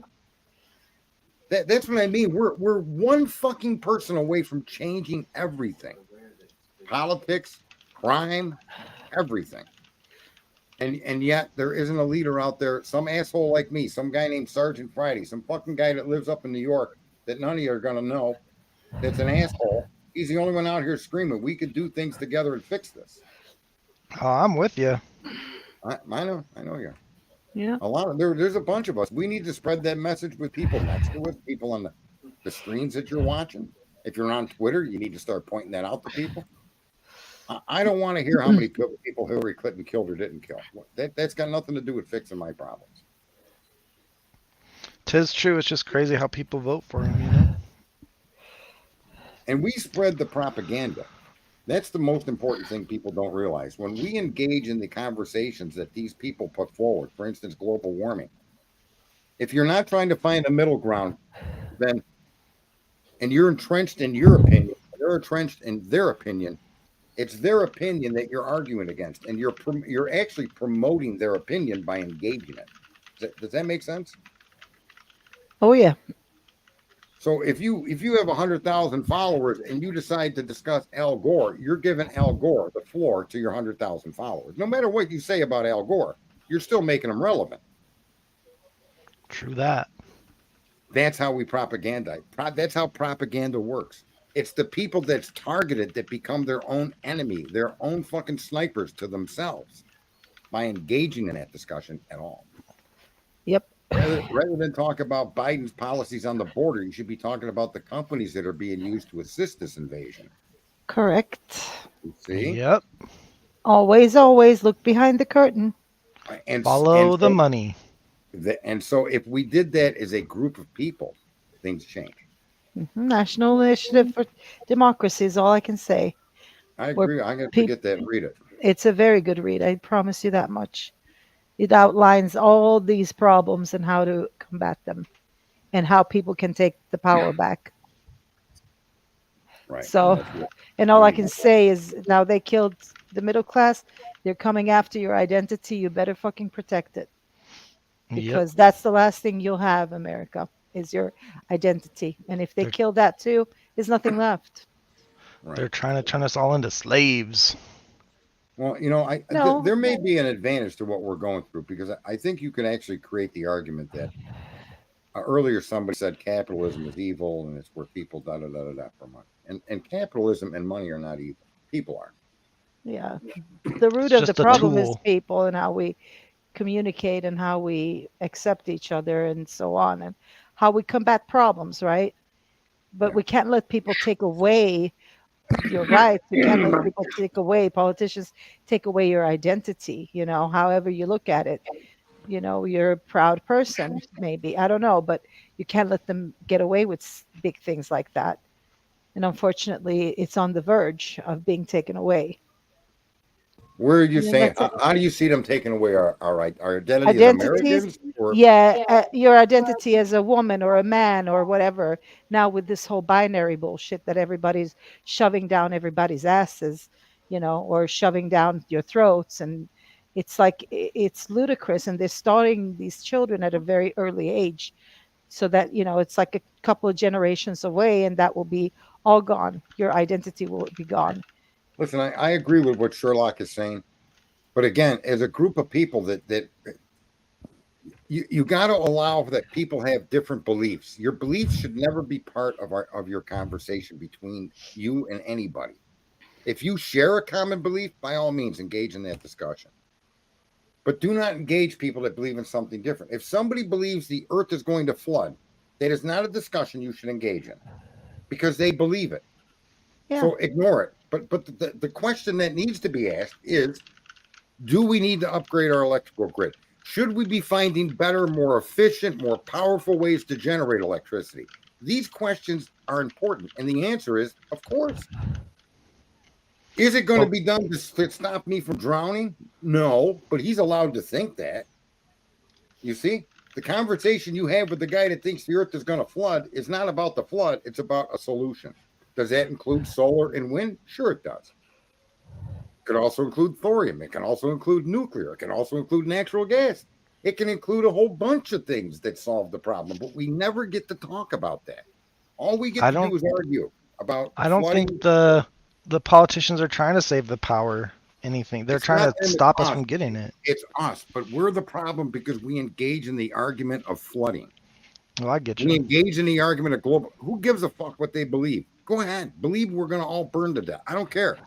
The real question is, do you think we need to improve our electrical grid? Absolutely. Okay. Especially need to get it like EMP proof. How about this? Did you know that going to an electric vehicle, with the more electric vehicles you buy, the better and better and better we're going to get at storing energy when it comes to batteries. The further and further these cars are going to drive. The first gasoline car didn't get any gas mileage. Now you're taking 5,000-pound pickup trucks and getting 21 miles a gallon, right? My point is things get better once you engage doing them. And when you look at an electric car, you have no transmission, no air filters, no oil changes, no brakes for almost 150,000 miles. The benefit of the electric car to the consumer is immense. And you never get to talk about that. Nope. Never. I don't think it's like a whole solution, but it should be, better implemented. Right. You're asking generations of people to refocus their attention, which is, if you look at the attention span of the average human today, is very short. And you're asking a lot from people you're telling to change the world because their attention span is short. But didn't they change the world by helping destroy the middle class and bring us to where we're at? Didn't they already do that? They did, but I'm telling you, it's because of the attention span of people. They didn't notice that it was taken away from them. Oh, they notice now because the groceries are higher. How did that happen? Well, magically. I mean, it's like that attention span is taken away, that they didn't realize that this is something that's been in the works for a long time. It didn't just all of a sudden pop, right? It's been in the works. Right, and I think, but again, That's no reason for us not to start. Whether we succeed or not shouldn't be our question. Sure, but right? Again, you're asking for people to change focus, But and it's such a minor change. It's not. I don't want you to yeah, change what you believe. but If you you believe that try to there's no do global that. warming, I want you to keep believing that. Oh hell no! Of course there is. What? We all What? know. Yeah, we all know that. But it's like nobody fucking really cares. No, That's the I don't problem. know if you I don't know if you understood what I said. I want people to believe individually what they want to believe, but that Yeah, means the discussion about the cars and electrical grid should be separate from your belief. of course. Whatever brings you to that discussion is your business, nobody else's. And if you see the practicality and the benefits of, listen, electrifying the country's transportation would be huge. People have no idea how important electricity is. It's so important. And to do that with your transportation industry, I mean, man, I don't even know. You could take an electric car and you could beat every single high performance multi-million dollar petrol powered car in a drag race, even on a racetrack. There's so many advantages to electrical cars. It's not even fucking funny. A Tesla Plaid is the fastest street car in a quarter mile ever produced in human history. A Tesla Plaid. It's a fucking 4-door grocery getter. And it runs in the 9s in a quarter mile at 150 something miles. Believe me when I tell you, I got a 650 horsepower car that runs 10.8 in a quarter mile. You could get a 2,000 horsepower car to match what the fucking Tesla electric car is doing. And ain't no dealership making no 2,000 horsepower car. Okay. Is true. And so there's so many benefits to these. And again, I'm trying to point out someone like Rogan, someone like Tucker, if these people start focusing on pertinent, logical data, information, and options that we can engage in to change things, that's all it would take for people to start to turn that corner. I hope you're right. Right. Somebody just said this. We had arguments going from horse to buggies to cars. Oh, always. There's always an argument. There's not I an think argument here. We're just discussing. No, she's not saying no. She's saying as far as history goes. Yeah, just through history. Yeah. I think they need to come up with like a battery that's like easily removable. So if you're driving, across country, you just step up to a gas station or something, just swap it out so you can continue going. They do have that. What a lot of people don't know, and this is what I mean. There's so much info. Most of your batteries, lithium is salt. Did you know that? How many people knew lithium was salt? I have no idea. I know they mine it, but I didn't know it was salt. It's salt. Okay. And do you know that there's battery technology today with salt, solid state? There's so much battery technology. Here's something that the consumer doesn't know. Battery technology that you see today were created by cell phone companies, not battery companies. Okay? The battery companies got on board recently because they realized that the ability to store energy is probably the most important thing humanity can fucking strive for. Storing it to use it at a later time is a big deal. Always has been. Now you have big battery companies and corporations investing heavily into battery technology. And salt in the ocean is in some of their development to store this energy. And my point is, we would move along further and faster if people discussed not how bad the electric car is or how we need it because the earth is going to flood, but if we looked at the benefits the electricity gives us and storing it, how it would propel us further, those conversations would make a difference. Yeah. I'm pro-electric car, and I'm not pro-global warming. I mean, I'd be pro-electric car if I trusted the government a lot more. But if I want to go drive across country, I don't want to wait hours to charge. I want to be able to start my car when it's cold. So there are some downsides to it, but it'd be cool if we could get, like gas cars for certain things and then electric cars for like running around town and stuff, Or how about electric cars that pull into a place like a Roby vacuum cleaner, and the car has a trickle charge when it's cold out and it keeps the batteries warm so you don't lose that. There's so many. There's lots of solutions. Right. We're talking about them here, but the general public isn't even aware that these solutions exist. The general public has no idea that maintenance costs on electric cars are nothing compared to a petrol car.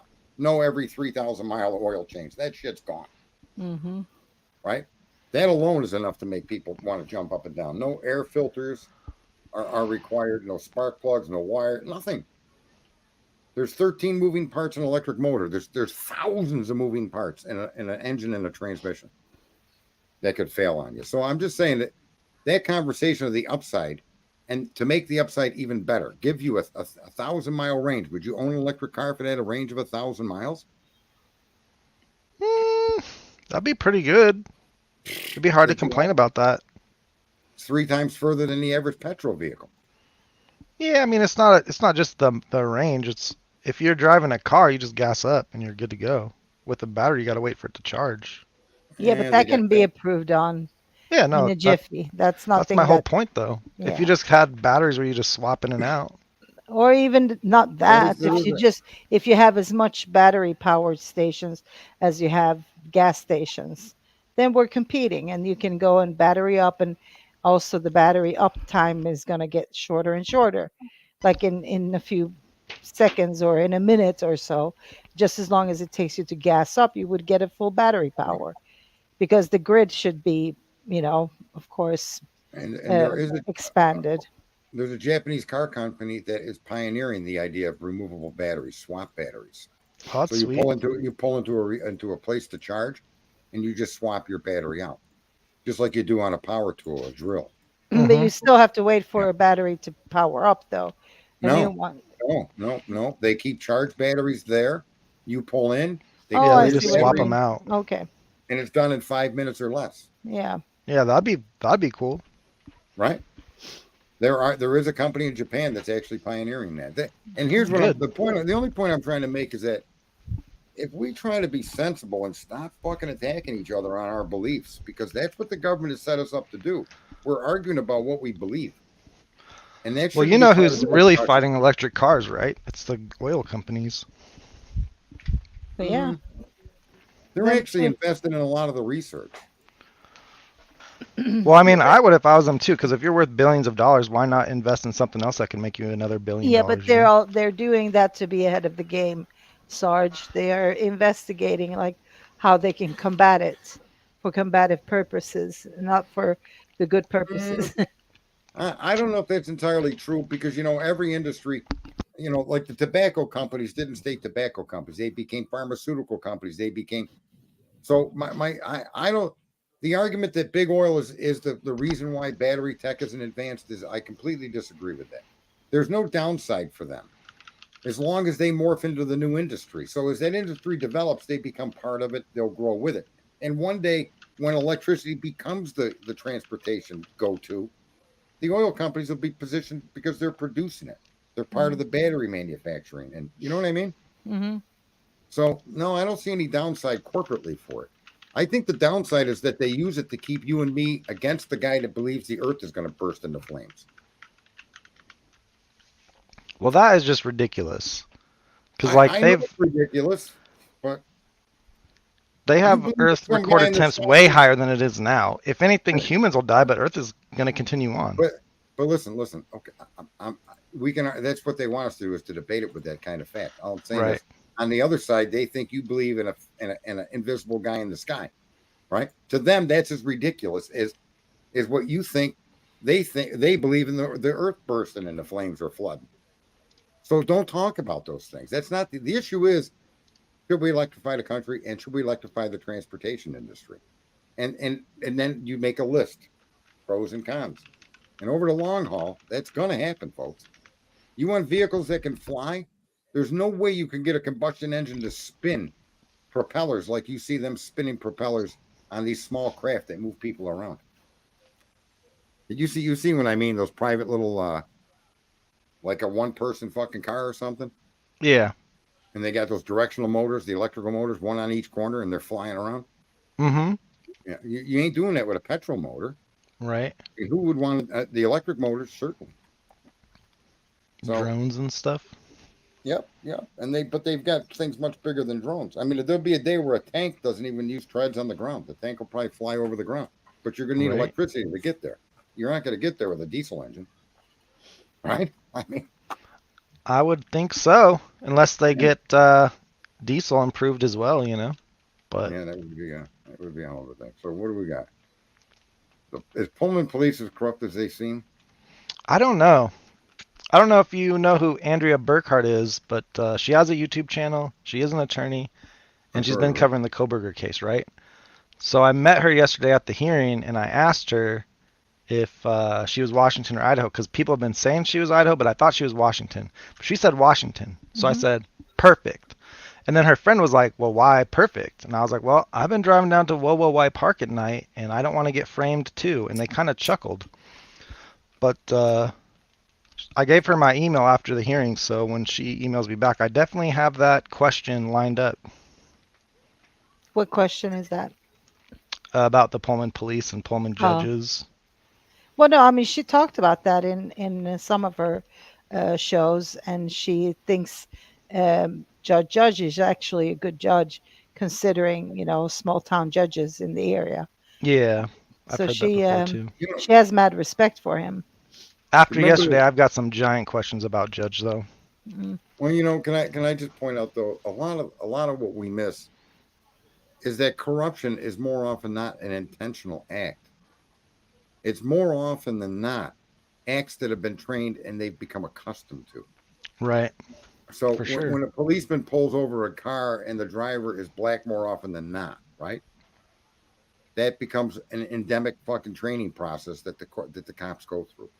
Or if Right. you're in a black neighborhood and all you see is black crime, you walk out of there thinking blacks all commit crimes, right? So it becomes this fucking shit show in your head. You see things a certain way, and nobody contradicts you or reminds you that the whole world isn't that little town you're a policeman in.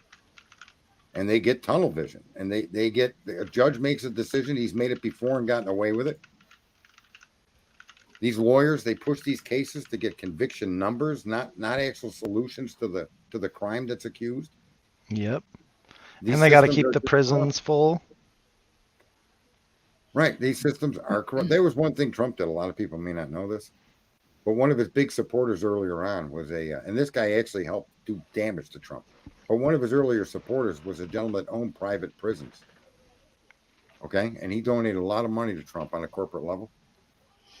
And then when Trump became president, he passed. I don't know if it was a fucking executive order or a law to release all these black people arrested for minor crimes. Mm-hmm. Right?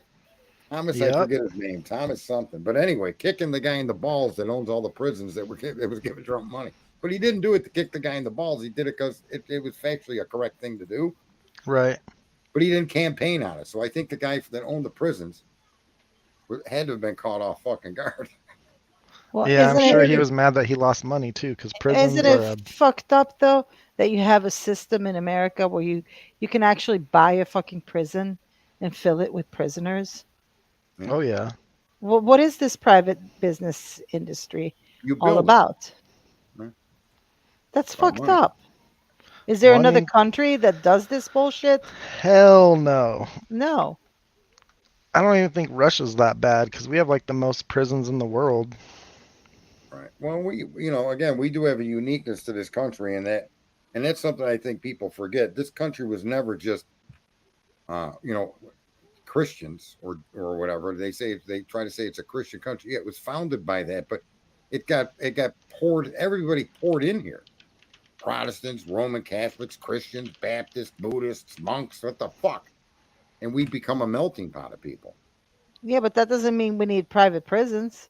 That's a No, long way it to doesn't. go. But it's that melting pot where you're going to have an inherent conflict and probably more crime in that kind of environment than you would if you're all Japanese. No one else to be seen. You don't go to Japan. See how many people aren't Japanese. You'd be stunned. Go to Sweden. Now these people are having all the immigration coming in from the Middle East. But you go to a lot of these countries that have low crime, and you'll notice that these countries are full of just those countries' people. There is no melting pot there. They're French are Right. French. They're not. German is Germany. England is England.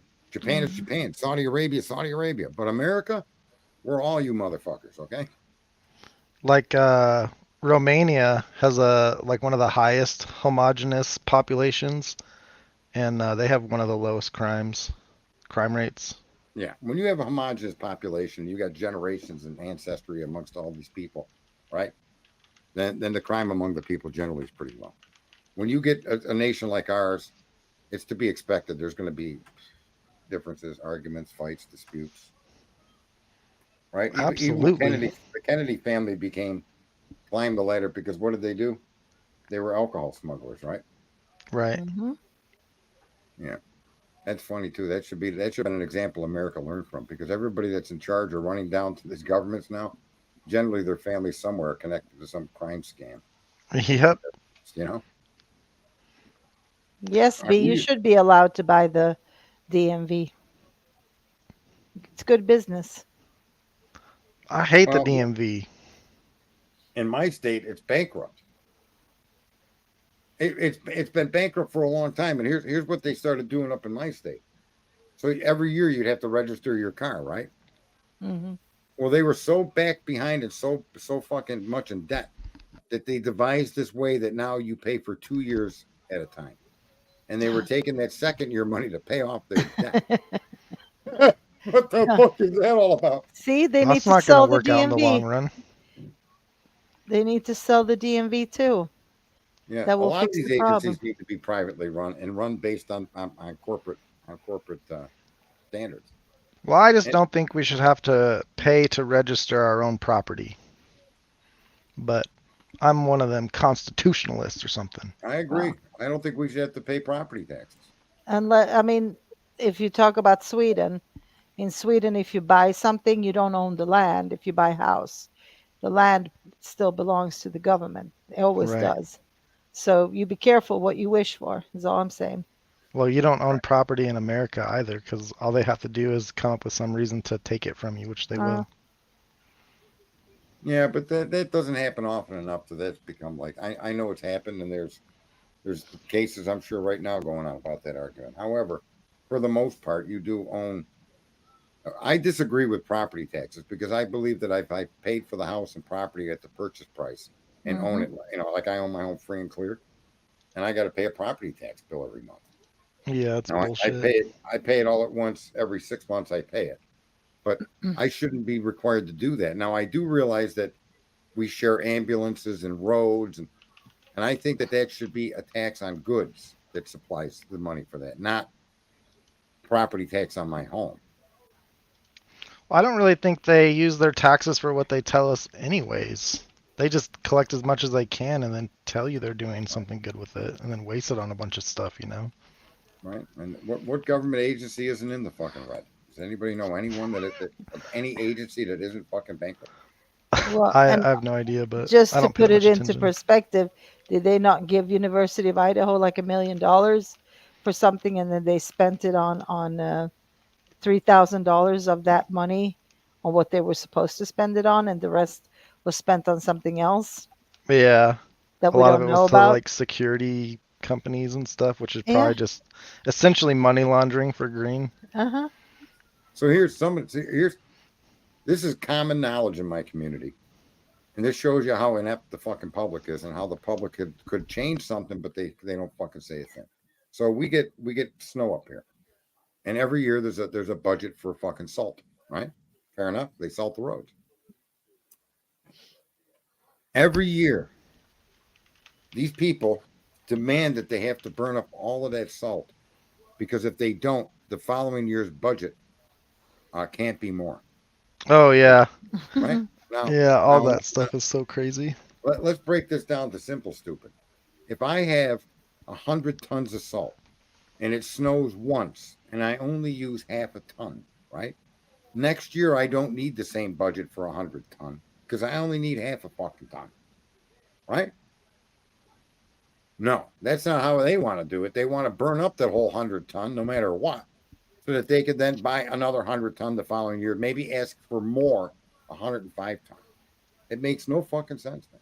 It's just like corporations. You got to use that budget up, otherwise you lose it. Yeah, and it's become so crazy that they do that with all these different things. I love, like I point out, the DMV story. So you're broke, and you're bankrupt, and now you're going to collect 2 years to try to pay off the bankruptcy behind you. Meanwhile, going forward, where do you get your operating money Exactly. How do you ever get above it? from? How do you ever get out of this fucking hole? It's Eventually, like, they're gonna be like 3 years. how about the money for the memorial garden? I don't know what that is. Oh, you mean They're that? talking about Idaho. Yeah. Yeah. Yeah, and this use it or lose it mentality is just pure. It's pure ignorance, and for whatever reason, taxpayers, citizens have never really pushed back about that. And it's a Nope. simple issue. Citizens are kind of dumb. So where are we when it comes to Koberger? Clue, you Uh, still think, or not Clue? Golf. You still think there's a witness? Twizzler thinks there's a magic phone. What's going on? No, I'm not going to say it's a witness, but I do think that they have an informer. Yes, I do. I stand firm on that for now until I have more information, and maybe I might change my mind. But I do believe that there is a difference between who gave them the information about Koberger.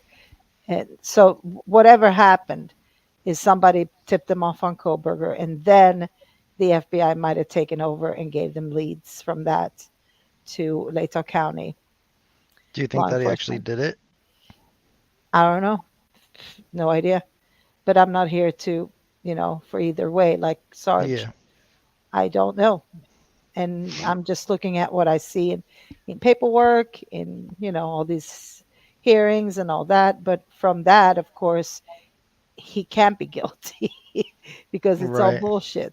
So, but Right. if he did No, it or no, not, he I can don't be. know. Wait. He can be guilty, Of course. but not based on that story, Exactly. That's what I'm saying. right? Based on that, he can not be because it's all, a shoddy sort of a storyline is what they did in effect. They made up a storyline for him to fit him. Right. And Oh, it absolutely. was evident to us in the beginning, but it's making more sense now as we got more information, obviously. But if he did it or not, I don't know. I really don't.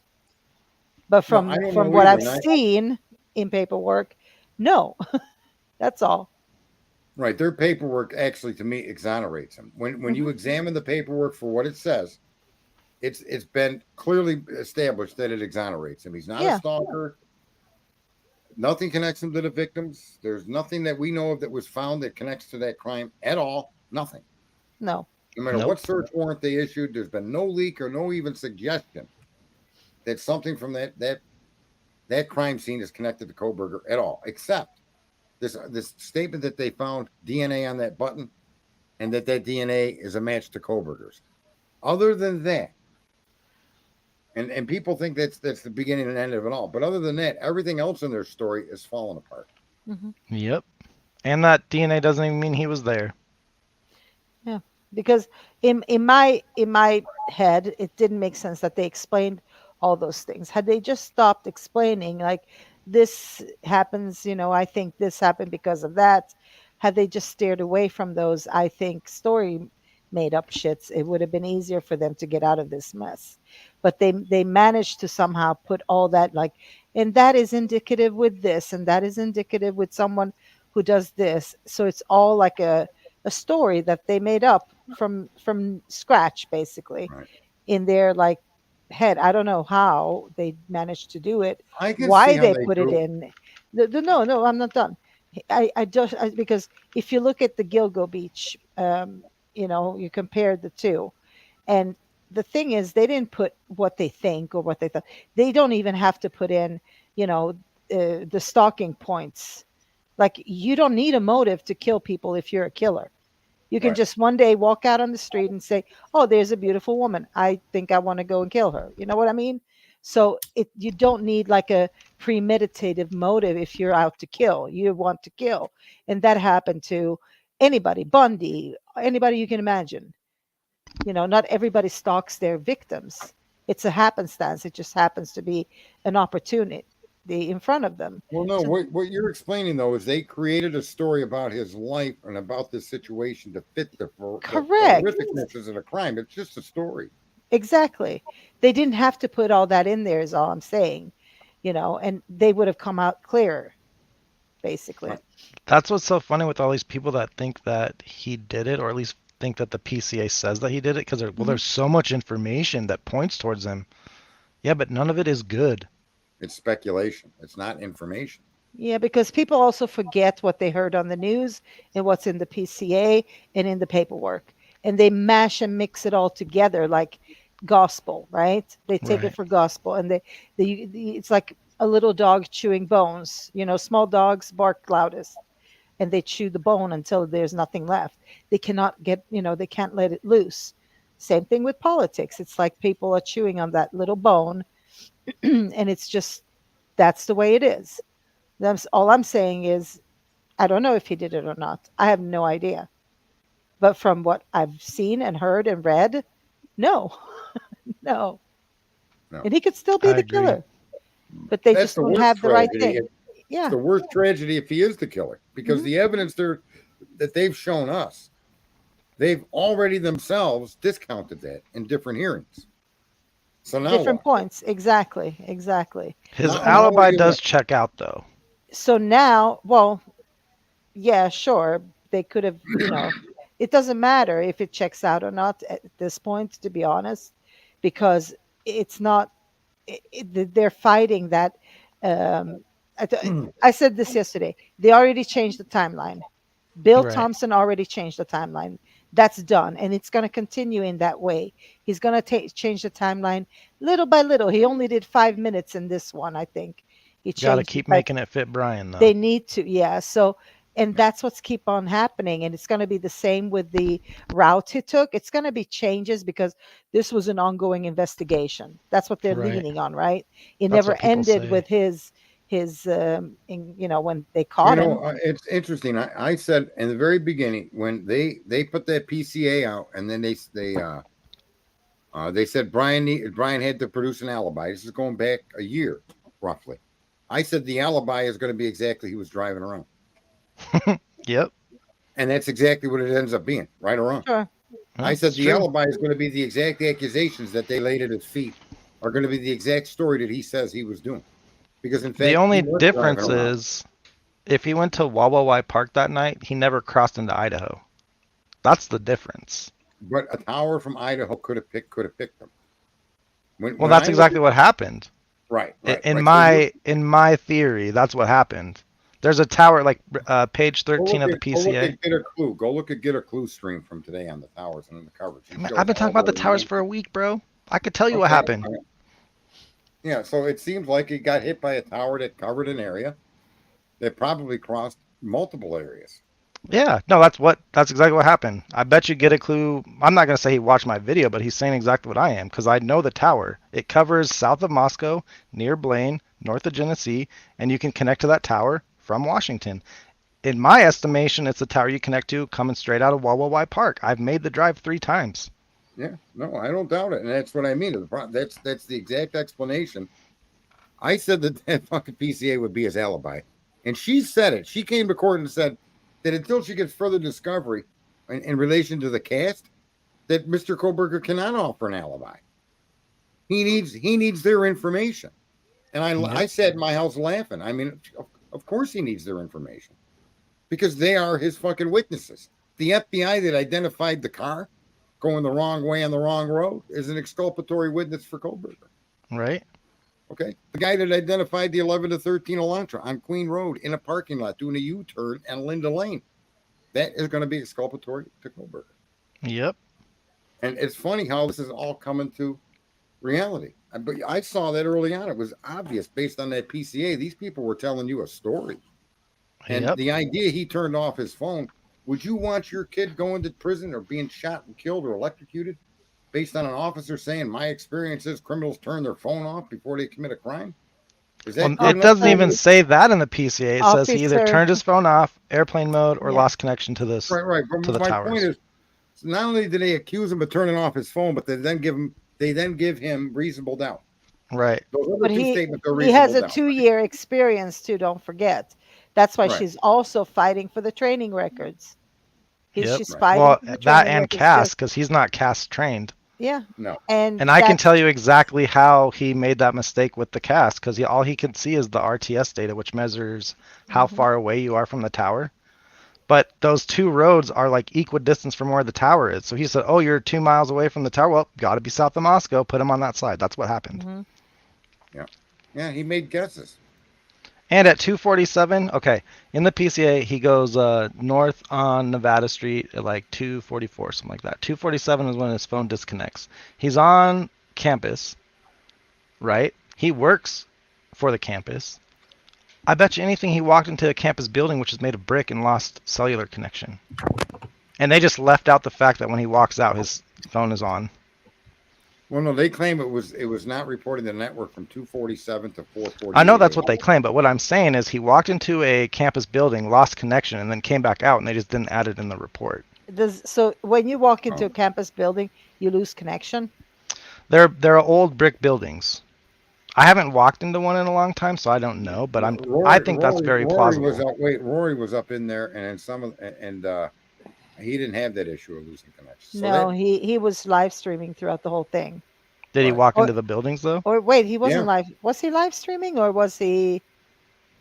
Did he? I've never seen a video with Rory going through WSU buildings, so I don't know. Yeah, he did. He went in. He went into his where he had his classes and all that. But I can't remember. I don't think he was live streaming. Sorry, that was me quoting that wrong. But see, I don't think the cops left anything out. This is where, until I see evidence of that, I accept everything the police say at face value because I have no evidence to contradict them. Mm-hmm. I agree with you. I just say it's a possibility. Right. And but there's no evidence to support it. So I kind of stay away from that stuff because I mean, you could go into a big talk about what could have, would have, should have. But the deal is, when you look at the data they gave you and that's available to you from both sides, staying within that boundary, they got nothing on the guy. No. And when people say, I'm just driving around for no reason, is a bit suspicious. No, not everybody who drives around is a homicidal maniac. I'm sorry, that doesn't work like that. You can still be a weirdo driving around at night without wanting to kill people. Is liking to go for night drives driving without a reason? I guess you have to define what that means. They're trying to see what I think what the prosecution's demanding is if there's a witness or a receipt, you've got to provide it. Right. And what Ann is saying is the receipts are the data that you people aren't giving me. Between those pieces of paperwork and my investigators, they'll establish he was at Wah Wah Wah Wah Wah Park. Absolutely. Or wherever they're going to make the argument he was somewhere else, right? Yeah. Well, in the alibi, they do say specifically he was at that park that night. That's the only new information in the new alibi. Yeah, and stargazing is also the new information. But they don't say that that's what he was doing that night. They just said that he likes to do it. No, I can bet you one thing. I bet he's got photos on his phone. Yeah. That's my theory, is he's got photos and also I know Anne has mentioned this in previous hearings that she's still getting together video and not just, for him. She's collecting it herself. So I believe that she's got all that. Well, not all of it, but she's got a lot of video herself that she's been collecting from different spots. I bet she does. Yeah. I think Ann Taylor is amazing. Uh-huh. I almost want to go to Idaho and commit crime just so she could defend me. Mm-hmm. Well, I think too that the process as it unfolds is very predictive of where she can go and how far she can push. She tried pushing early about the prosecution withholding fucking not just exculpatory evidence, but discovery. Mm-hmm. Right? Mm-hmm. And she got smacked down by the judge. But now it's to the point where the judge really can't smack her down for that. She has a legitimate beef. Right? Where She are sure the cast reports? Right? Where is the rest of the fucking video? Early in March, Bill Thompson said they'd have the cast report by March 31st. And what day is it? Why don't we have it? May 3rd. Mm-hmm. But he's not putting any deadlines on it, like strict deadlines, because that's the problem here. He needs to put strict deadlines on all the discovery. Anne did say yesterday she's going to start putting in motions I don't know what the word is, but like not allow the evidence in if they can't produce it. Just as a side track, that's the problem is He doesn't have to prove his innocence. They have No, to but prove that he's guilty. But isn't that what all these YouTubers demand from all of these people involved in any Yeah. of these So cases? he was saying, B Right. was like, he should give a full account of where he was and when And he first. probably has to Anne, but To Anne's Anne, smart. Why but does Anne have to give he it to has Bill? given his alibi and he's standing on what he's got. And that's it. And that's all he needs to do. The state needs to prove him, you know, He didn't have to not prove his. where he was at all. He just has No. to show that their information's inaccurate. Right. And it's over. That's it. That's it. I don't have to tell you. And that's He's backwards operating- thinking. Whoever wrote personally that, think, I have to say, sorry, I have to point you're that out. good. That's backwards thinking. It's like politics. You think backward. Yeah, Are you and people there want to prove your innocence, or is the court set up so that you're innocent until proven guilty? Just think about that one. Right. That's I actually America. think that Anne is trying to prove him 100% innocent, though. That's what I think. Well, I say that if it goes to trial, Mr. Koberger will place himself on that stand. I also agree with that. No one wants There's to no one agree else with that me. can humanize that guy. He's the only person that can be human to people in that jury. Well, And so Bill you Thompson. can't- Bill Thompson wants that. He's fighting against the dude that is going to come in. That Ray. Yep. He is fighting Ray. He does not want him to come in and testify as a witness for Koberger. Why is he so scared of his information, though? What's his argument? Is there a motion for this? Because, yes, there's a motion for it because he wants Brian Koberger on the stand explaining himself. Yeah, Oh, no. that's ridiculous. Both can be true, though, and that's where I think he'll lose that argument. Both can be true. Both can testify. What's the problem? But the prosecution can't. Well, he's trying to force Brian to do He it. can't. He can't. Exactly. He's trying to get Ray out of it. He does not want Ray in that because he's probably well prepped on what's going on. Is? This happened to me in a divorce court. You know what his argument's going to be? What's you know that? what the argument that he's going to try to make is Ray. It's third-party information. He's not a direct witness to any of this. That's what he's fighting, but you can't do that. Everybody gets to get witnesses for them. You can't. That's an argument. I know, and it's funny how ill-prepared these people are to engage in law. Bill Thompson is an idiot. He's not an idiot. He's not an idiot. This is the endemic corruption that's trained into our officials. Yeah. This guy really thinks he can force Koberger to get on the stand to prevent Koberger's expert witness.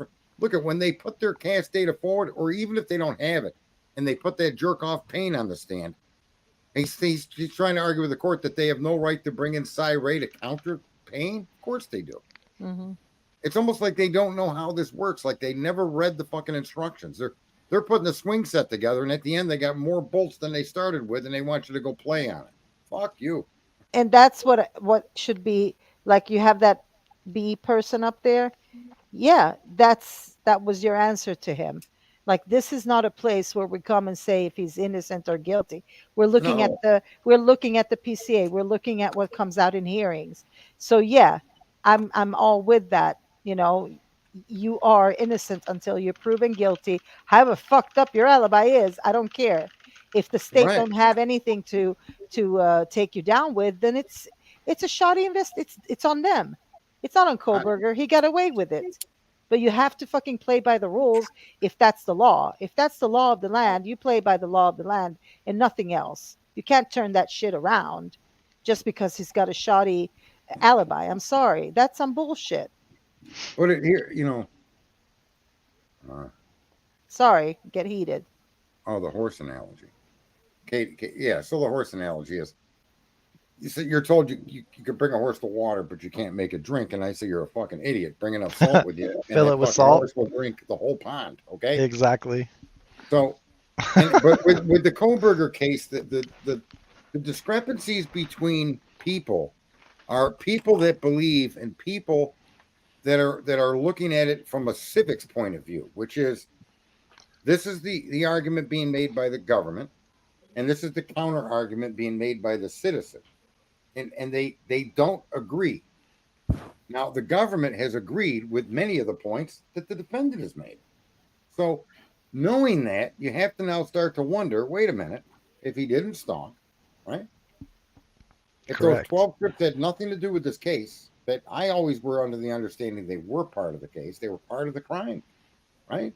Well, now they're not. I never thought that, No, but I live no, here, wait a so I minute. know It's why. not. No. Listen, it's not about. I got you. There was a lot of people thought that because it was written that way. It was written to read that Brian Koberger stalked these people without them using those words, right? Right. Many people made the accusation he connected to their Wi-Fi. So I understand people thinking the government's case was strong. I don't have a problem with that. However, the government has now admitted none of that is true. You as a person watching this need to accept that. It's not just Koberger saying it, it's the fucking government agreeing with him. Now, knowing that the stalking and all of that electronic is off the table, shouldn't you be willing to question the rest of the evidence that they've provided? God, you would think so. But do you know what they doubled down on with the 12 pings? I can't even imagine where these lunatics go. Well, they say that Bill Thompson didn't say stalking didn't happen. They just say that he didn't stalk one of them. Therefore, he stalked two. Yeah, exactly. I heard that. That's what I'm saying is people are fucking morons. I'm sorry. Yep. Some people are just morons and they won't get it.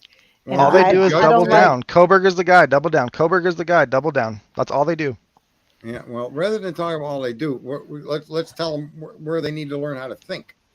Because Koberger, even the judge confirmed that there was no stalking. Again, you're Bill trying Thompson to get people to refocus, Sarge.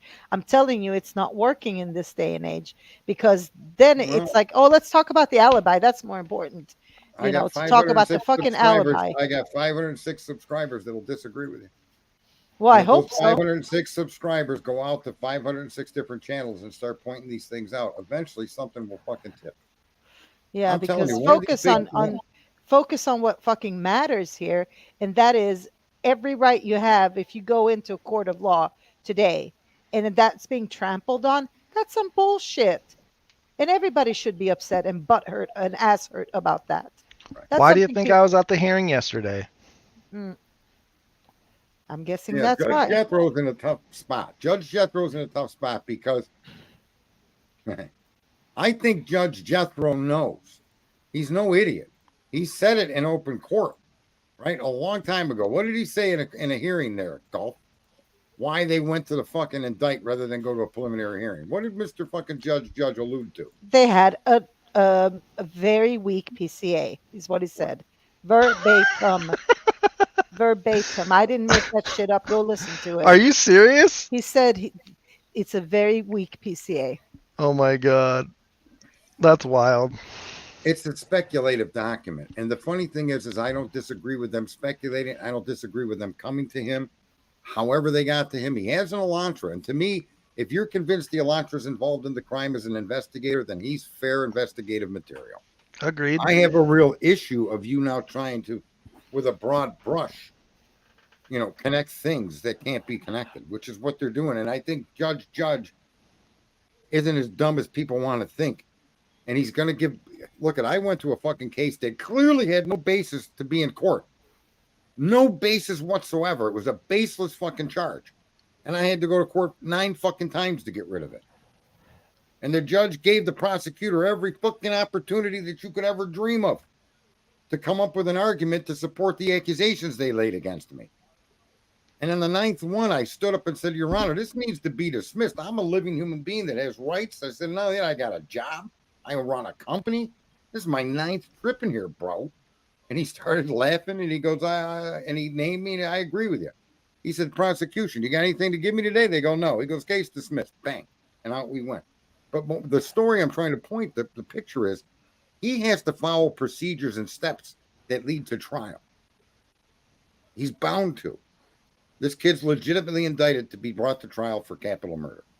And all of these hearings and all of these motions and all of these arguments, irrespective of him knowing, even if he knows conclusively that Koberger didn't do it, he has no choice but to move forward. Eventually it will come forward, but he's not the man that's supposed to come out and do it. Does that make sense? Yeah. He did say yesterday too that the case has a lot of problems, so I don't think that the judge thinks that he did it. He laughs too much. Yeah, I don't really think I think he understands that whether he's the man or not isn't going to be proven in this round of accusations. I suspect Judge is walking. a tightrope because he doesn't want Brian to get the appeals, but he also doesn't want to see. He wants to give the government. Look what he's doing. It reminds me of that case I had. How much rope is he giving them to produce discovery? And now he just wrote subpoenas to the fucking FBI, right? Mm-hmm. He's given the prosecution all the time that they could possibly want to disclose their information. It just completely reminds me of that case I went to. That's what judges are supposed to do. Yeah. There's 1,000. No, I agree. I think I just think Anne could be fighting to get that stuff removed if they won't produce it, but I think she just wants to prove without a shadow of a doubt that Brian isn't the guy because of how they treated him in the media early on. Well, and not just there, that it didn't stop with the non-dissemination order. They got fed Right. more information after that too. Yeah, and even that, most of that is just crap. It's just BS people made up. Those, No, you know, I'm saying, inside sources, you know. yeah, the inside sources came from straight from the fucking law enforcement's mouths. I And, think and when's I our next stand on hearing that of this? hill. Huh? May When's the- 14th. May 14th. Next week. No, the week after. No, the week after. Yeah. Yeah, and I think now, and the other thing with this last hearing is, it's almost hilarious that what Ann is saying is unarguably constitutionally accurate. We don't want to know your secret information. We just want the public to see what's taking so long. That's what Right? she said, and the judge was like, "Nope." Nah, you'll see. I think that'll end up being ruled in her favor. He did. I think sign so off. too. He did sign off on the subpoenas for the FBI, right? Yeah. And I think, she was a lot more bold this time when it came to her sternness towards not being given. I got partial videos. I don't have the sound. I've been asking for these things for months ago, and so it's to the point now where he has to start taking action against the prosecution. Yep. Does she have to stand up for that, or is the judge just supposed to do it? No, she has to argue for her constitutional rights for her client. Yeah. So she has to be like, "Judge, you need to start giving them deadlines or throw that shit out." Say that again. So she has to tell the judge to start setting deadlines, or if they can't produce it by that certain date, they can't use it moving forward. Right, or what? They've already done that, and they gave them till September. But they're arguing now for an alibi, right? Mm-hmm. And they're trying, and so the argument's still about the alibi, and she's saying that the information they have is part of his alibi, and they're not giving it to her. Mm-hmm. Right. And they've asked 5 times, 6 times, whatever they've asked, and she wants the judge to put an end to it. And now they're saying here's the other problem I do have with Judge, is that if other agencies are involved, and it may not be within the power of your local prosecutor to command them to do something, then it certainly should be within the power of you, a judge. And if it's not, then whoever does have that power needs to be brought into this case. Right. Right. And then the other agencies that they're having difficulty with or they're getting delayed by need to be forced to do their fucking job. Yep. It's not a good enough reason to keep an American citizen in prison. The FBI is hard to deal with. Well, this guy's sitting in jail, for fuck's sakes, right? Yep. I mean, what could be harder to deal with? Sitting in jail, or you calling up the FBI and saying, "Look, assholes, give me the information"? I agree. Have you guys heard about the federal grand jury indictment? On who? That came out since yesterday. Yesterday's hearing. Who's the indictment on? Well, we don't really know, but Ann is great. requesting information to be unsealed about a federal grand jury indictment. And personally, because he did cross state lines to commit that crime if he is the guy, right? So that should be a federal case. Hang on, I'm going to give you 2 words. Mm-hmm. Okay? Brady Gigolo. Okay? A lot of people are running the wrong direction with that.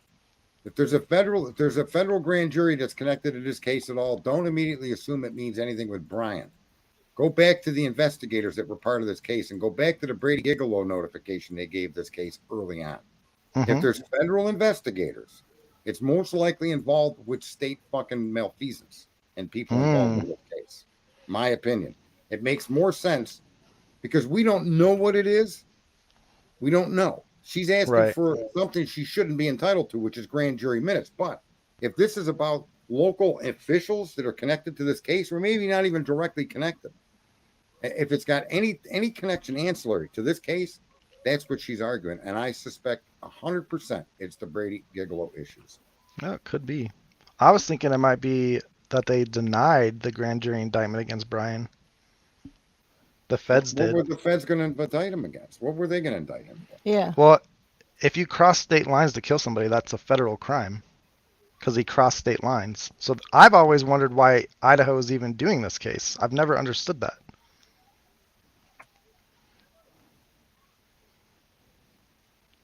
Like the FBI should be the ones doing this. Do you have documents that show that?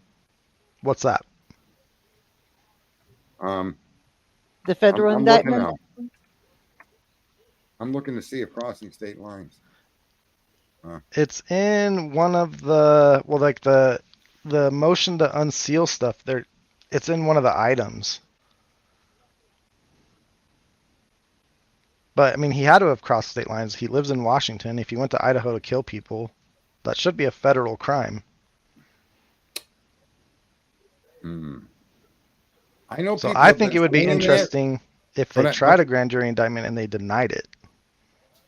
But okay, so they're not running the murder case. So what would they would be indicting him for committing murder across state lines, right? Right.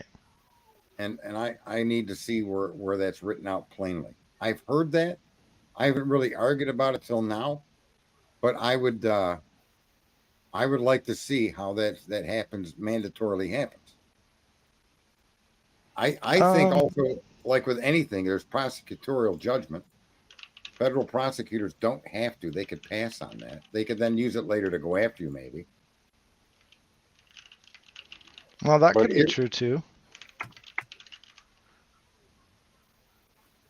And it may be automatic, right? You may be 100%. I'm looking it up across ACRO. It may be an automatic thing. Yeah, so here's what it says. Criminal activity involves crossing different states. The federal government can have jurisdiction. Can be charged and prosecuted as federal crimes. This is because the federal government has jurisdiction over interstate illegal activity. So any crime that crosses a state line can be picked up by the feds. But the key thing is it has to be picked up by the feds. Is it possible? Yeah, I gotcha. A grand jury? I got a website up and it says it's only murder in certain things, not just murder in general. Well, no, any crime. Look at it says here that a federal crime to cross a state line. Is it a federal crime to cross a state line to commit a crime? And it says yes. The federal government can have jurisdiction. Criminal jurisdiction under federal law includes crimes that cross state lines or affect interstate commerce. So it's not limited to commerce. It's crimes that cross. So you're right. They definitely can have the power to prosecute. And that could that be what this indictment grand jury was about? Possibly. And maybe that grand jury passed. That'd be interesting. But the Brady Giglio thing is just as interesting, really. Yeah. It's all interesting. Yeah, and both of them could be possible. And I'm sure that when you connect it to the facts we're aware of, it could be that or that. Maybe there's another angle that we're not looking at that would have the feds involved here. Right. Right. It could simply be that all us YouTubers are paying attention to it. True story. Right. We're all going to be indicted there. Golf. What do you think? Yeah. Who knows? Well, they might try to get me. I'm so close. Yeah. And what was it like in the courtroom? How were there? Didn't seem like there were a lot of people in there, were there? So on the right side, it seemed like there's like stickers on the sides of the benches or whatever for like who can sit there or whatever.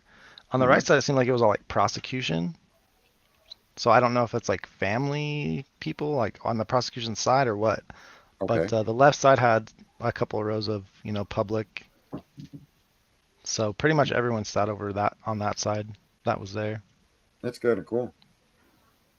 Yep, I've been on enough court proceedings on my own behalf and saw enough of other people's while I was waiting that yeah, I'm cool staying out of a courtroom. Ain't nothing there for me. I don't. No, I'm just I don't going like there the to. way- Obviously, I think that Brian is innocent, so I'm just going for that. Wait. Yeah, and again, I still say that there's a case that could be made. He did it.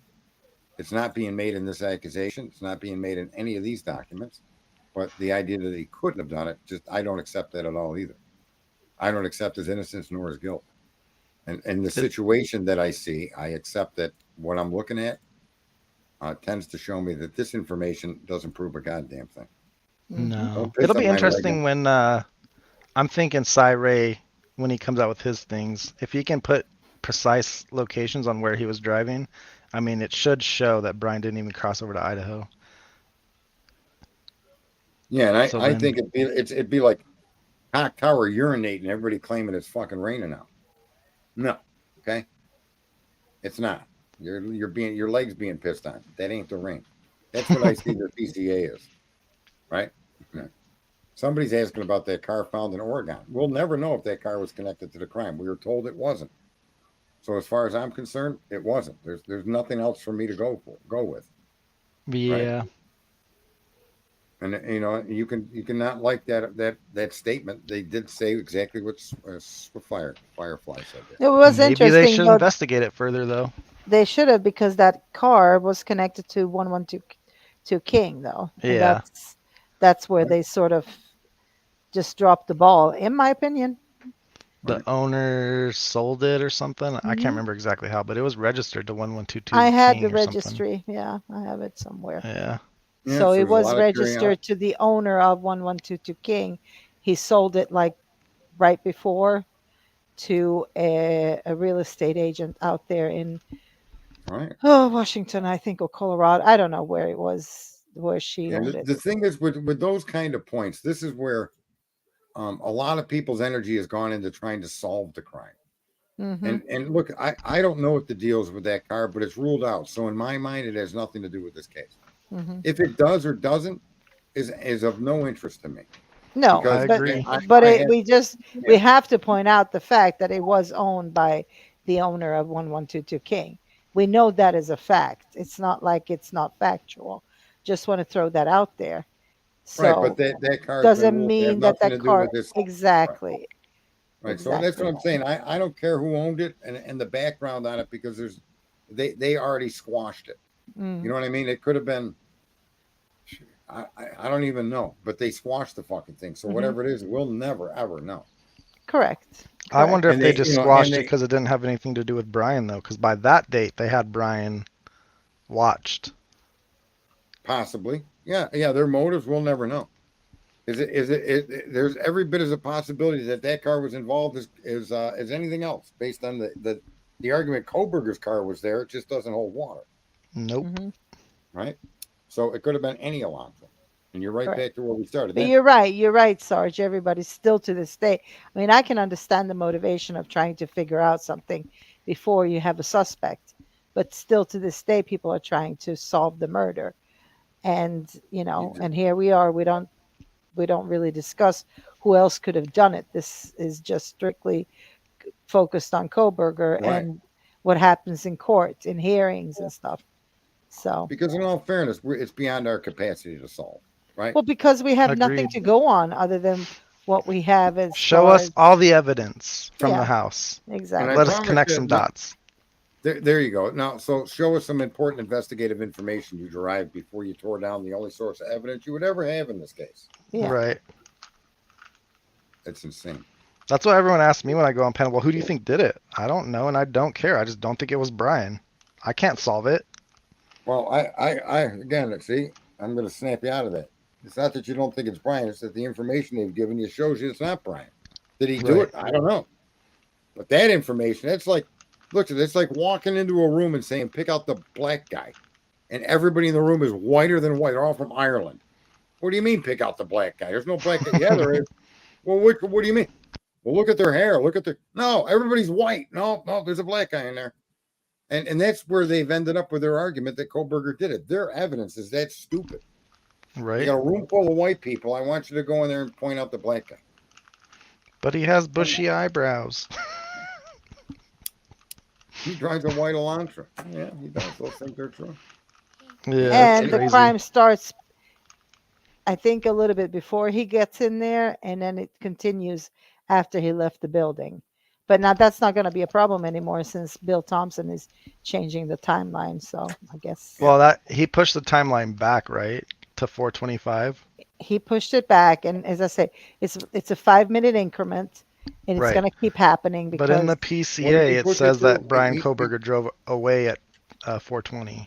They don't mention Kohlberger. They say a white. Well, I know that, but yeah. Now, what? And did you guys hear about Kaylee's phone information that came out today? Hang on 1 second. Sure. What did he extend the time to? He extended it by 5 minutes in the latest. So what? What did he extend it to? 4:30? 425. Well, he's not extending it. That's always been written that way. No, it was 420. 420. No, you're wrong, you guys. It's always been the crime was between 4 and 4:25 a.m. Yes, absolutely. There is a statement saying the car drove off at 4:20. Exactly. But I'm telling you, it's always said 4 to 4:25. Yes, it does say 425 in there too, but they also give like multiple timelines on everything. So which timeline are they referring to? The problem is that's been written in stone for the whole time. If he drove away at 4:20 is their problem. He couldn't have, because if you reread that PCA up and down, and the crime is happening even after he's gone, so he had to extend it by 5 minutes. Right. In that sense, at least the perception of it. I'm just talking about the perception here. Right, but he did not. Did he extend it to 4:30? He extended it to 4:30. That's what I'm saying. If he said that, yeah. Did but he say that? No. According to Brett Payne in the PCA, the judge. Brian No. The prosecutor. Listen, the prosecutor. I know. Hold on. Let me go backwards and just say it like it was written in the PCA. In the PCA, it's written that Brian's car, or the car, suspect vehicle 1, leaves at 4:20. But then the perception of that means people are catching on to it. So now in that court file that Santa did, he put 4:25. So then the perception changes that, Brian's car or suspect vehicle 1 was still there. Like, he needs to change the perspective again on that. Even though it's set in the PCA to 4:25, we still see that the dude leaves in the car at 4:20. Do we not? Right. So how do you not extending it 5 minutes? It was extended 5 minutes before he ever mentioned it. Well, he's trying to change the perception, is what I'm telling you, so that Brian could still technically be there at 4:25. That's what he's doing effectively in this court filing that he just put out. Okay. He's trying to change the perception. So when I say that, I really, really mean it, because obviously you have 2 times in the PCA. One is when Brian leaves, but there's still a crime going on. So how do you backtrack from that? So you're going to have to change the perception with the timeline. And that's exactly what he's doing. Those pieces of fact, though, when you got 12 people paying attention to what you're saying, it's not always as easy as people think it is. His evidence has to put Kohlberger there. And if everything that he's going to use to put him there is contradicted conclusively by the defense, then he's in trouble, this prosecutor, as far as winning his case. It just, it dries up for him. So I know what you're saying. He's doing his public perception campaign. And is doing the same thing, right? He's finally getting public perception to see things they have never seen before. Right. And he's an idiot. Why they ever argued about that questionnaire will forever. But again, these people they're not good at law. I never would have done what Krakauer did, Claus. I never would have questioned that fucking that thing, the process of juror testing. He did that and it blew up in his face. It turns out the judge and him all acknowledged that Brian Koberger didn't stalk anybody. Yep. Right? Fucking idiot that guy is. That's what I'm saying. These guys are endemically corrupt because they're trained to be stupid. Did you hear about Kaylee's phone though today? Oh yeah, what was that about? I didn't. So Steve Gonsalves says that her phone was like turned off or disconnected from the network at 3 a.m. And that goes back to the original timeline from 3 to 5. Because she was just calling Jack, 10, 11 times right before that, and then your phone shuts off 2 minutes later. Were there okay, so the last call was made from her phone because wasn't her friend also using her phone to call him? Yeah, I mean, it was both of them. I don't know exactly which one was the last one, but I think it says that her last phone call was made at 2:56. Okay. At 3 o'clock, her phone is disconnected from the network. Do And we does it know come if the back? other girl? Does it come What? back to the network after that? No. So it never responds to the network after 3 Nope. a.m. is what you're saying. Well, that's what Steve said. Mm-hmm. Okay, So- but what about the other young girl that passed that was killed with her? Did her phone? That I don't know. We would like to know: did her phone continue to try to contact Jack? Did her phone stop reporting? Did anybody else's phone have that issue? Right? I don't Those know are about things that that you'll find out in trial or motions. Right. Right. But it's just interesting because at first the time of the crime was 3 to 5. That was probably why they thought it started at 3 was because her phone instantly turned off. Right. And they have Brian on camera at 2:53 on Nevada Street, and you ain't making it to 1122 King Road from Nevada Street in 7 minutes. I'm sorry. I don't care if you got a freaking Tesla Plaid. You ain't making it. No. Them are some fast cars. I don't know how fast of a car you folks have been in, but just imagine being pinned in your seat and you can't lean forward. Literally. Right. It's that kind of power. It's It'd amazing. be fun. That's why I drag race. It's just incredible, man. It would be fun. Yeah. So what else we got? Anything? Let's think. See this other stuff. I think it's okay to wonder if there was a jammer, but that whole thing went around too. Remember when there were people showing there was a jammer in a car? And I Yeah. immediately attacked and debunked them. And it was just like a baseball bag or something. What they were claiming was it looked like it could have been a more like a rifle than it could have been anything else. Yeah, right. It looked like a rifle case. And they were running around saying it was I think a Stingray is possible, and they were showing pictures and trying to prove that they're dude, get off your phone. You're not solving the crime with your telephone. Sorry. 'Tis true. Right? Meanwhile, while you're wasting all your time trying to solve the crime, the civic lessons, which most Americans or all of us should be aware of, if the accuracy of what we're observing continues, at the end of this, there's going to be very few people that understand what just happened, whether he gets convicted or not. Right? Correct. That's the tragedy of it all. We got this massive means to communicate with each other. Well, we could learn a little bit about courts and the American, law system here, but I guess people don't want to delve into that. That's too much. Right. I don't know. But we could learn a lot from this. All these court hearings, they're important. In my eyes, they have been more important than the PCA ever was. Like you have to follow these court hearings with precision and what's funny stop is, focusing on that bullshit. Let's I leave did that. Sorry, go ahead. I did that for 4 years with politics. I followed every single hearing that was connected to the accusations of Trump being a Russian spy. And every single hearing led you down and pointed out things that were contradicting the narrative in the public. Severely contradicting the narrative. And the public didn't want to fucking hear it. It was a dumb narrative. They focused in, and here's what I learned in politics, and this is my message to many people. If you don't know how the system works and you're unwilling to learn how it works, then just shut the fuck up. Yep. Because what people didn't realize during the Trump administration is, regardless of the involvement of the FBI director no longer has the power of Herbert Hoover. He was stripped of that power. That position became more of a figurehead and a rah-rah position. The real power in the FBI is the number 2. And when people were looking at the case against Trump and the arguments that the government was framing him, there's no argument about that. But the people they identified as framing them were wrong. It wasn't Of James course. Comey doing it. And James Comey was the FBI director. And then I said to the people, listen, here's what's going to happen. If we do finally figure this out, and it does come out through the system, they investigate and tell you the truth, the names of the perpetrators will be names you've never fucking heard.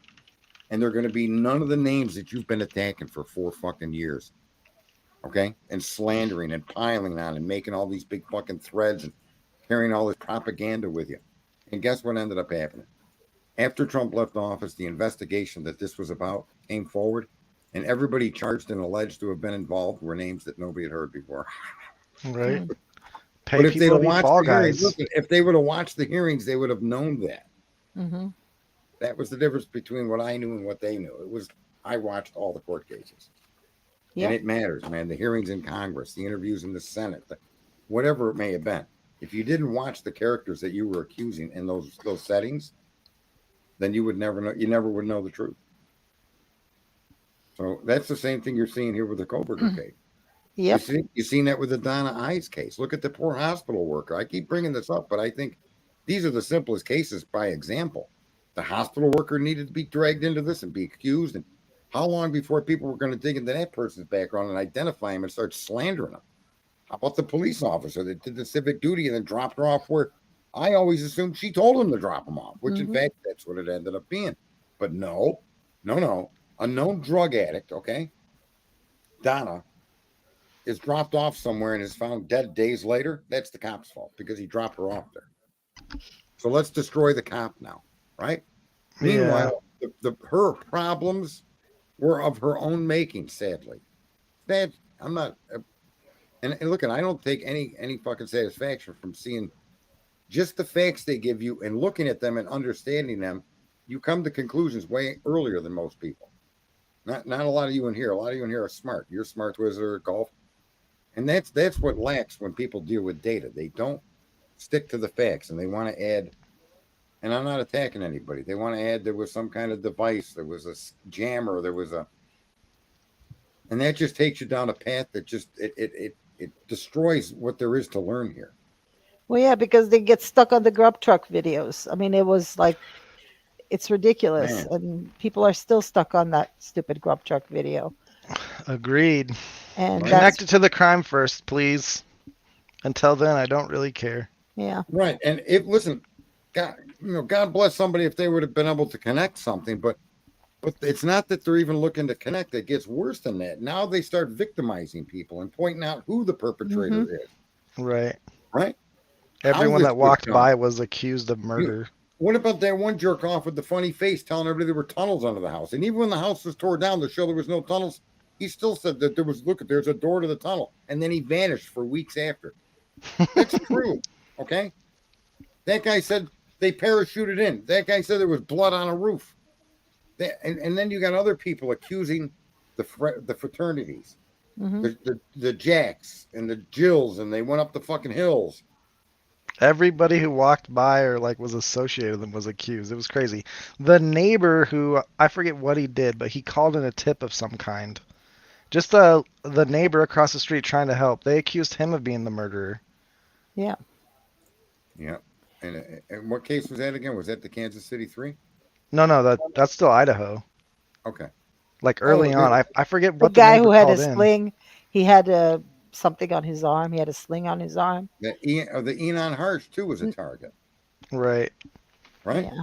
Everybody has got to be victimized, and their lives have to be exposed. Secrets you can discover need to be placed out there. Meanwhile, the simple civics case, right? The simple, you depend on streamers to tell you what the law is. If you just listened and looked up a few words by fucking typing it in, none of this would be a mystery to you. It's not that complicated. The law is a very, very simple thing. I'm amazed that people in general think the law is complicated. It just isn't. Have you ever heard that you have to be aware that you're being stalked in order for it to be stalking? Well, of course. All other ways could you report a stalking incident? Well, that's not it. I'm saying there are people that believe that they're saying that Brian didn't stalk them because they didn't know he was stalking them. That's why it's not stalking. but that's not what it is, because you have to be like, your behavior has to like knowingly, you have to knowingly, I forget the wording, but you have to like, they are making a valid point. They are making a valid point. Maybe the women didn't know that he, like, let's say that Brian, his 12 trips were to plan the crime, and nobody observed him. That is stalking.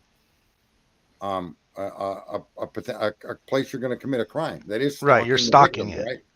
Right. So you yourself don't have to be aware of that, but in putting together an investigation like this, you could call what he did stalking and be within the bounds of the fucking law. That's right. 12 trips.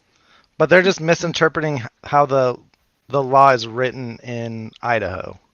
They're saying that because they didn't know they were being stalked, it's not stalking. That's why it wasn't stalking. But the cops. That's not. Yeah, that's ignorance. Exactly. Is that from Coffindoffer? No, there's a few channels that have said it. I'm not going to drop names, but I make fun of them.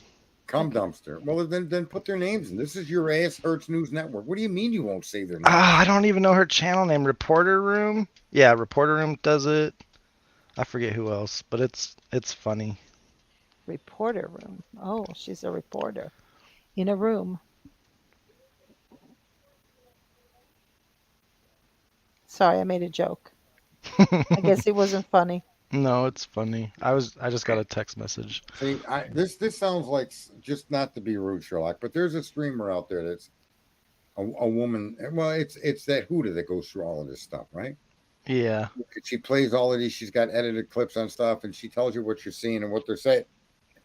I've never seen any video that shows a huge group watching their phones and cheering and saying, "Oh no, Xana." I've never seen a video like that. Right. Have you?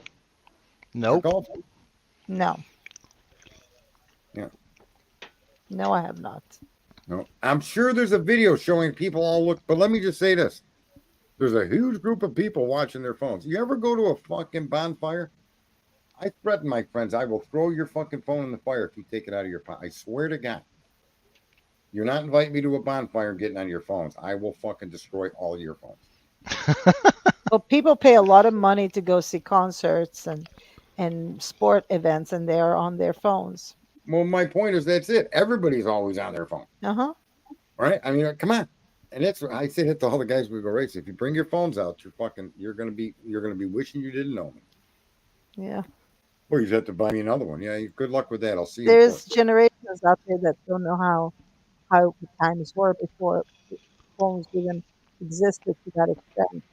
They had to go pick up the phone on the wall. You know, there's generations, people born after a certain time, they don't have anything to compare it with. I mean, listen, I don't know this, but I couldn't even imagine going to her door and Dylan going to her door and opening it and not having the phone in her pocket or in her hand. Mm-hmm. I just can't imagine. No, I'm sure she did. And she's in that generation. She never was without a phone since she was born. So that phone sticks in your hand or in your pocket, and that's it. Right. All right. Well, this has been a wonderful evening. Yes, thank you. Absolutely. Hours ago, we've debated ad nauseum. Let me see. I think we picked up. We picked up a few more followers. I think we had 5. We must have lost one. So I think we effectively hurt somebody's ass, and that is our goal. Okay. You're like, get a clue? Stop following me. I really don't give a fuck. This is gonna look. I don't expect to be Mr. Popular, and I expect, like I said, my goal, so you know, is to get enough people demanding just the impertinent information or demanding anything that isn't the propaganda narrative, right? Demanding something different, and then one big fucking guy see a bunch of people doing that, and they pick that up for themselves. You could throw my name in the fucking annals of history and burn it. I don't even want to be. If that's where I'd hope to get this. Somebody like a Rogan or somebody up there sees that there's a group of people that want the truth, and they're willing to act together as one to correct things like illegal immigration, user agreements. We need a bigger following before I start pushing all of that. 500 people, though, is pretty impressive for a stream that spends all of its time attacking the fucking viewer. Because you're all a bunch of fucking nipples, okay? All right. That's why I love you. right? You could become much less of an idiot by just hanging in here and accepting the truth, right? Don't be fucking stupid. Realize we're the problem, not the fucking politicians, not the lawyers, not the immigrants. We are, because we don't do a fucking thing but cry about it. And with that, we'll end the show and thank both of you for being here. Thank you. Absolutely. I'll Bye, see you everyone. later. Bye, golf. See ya.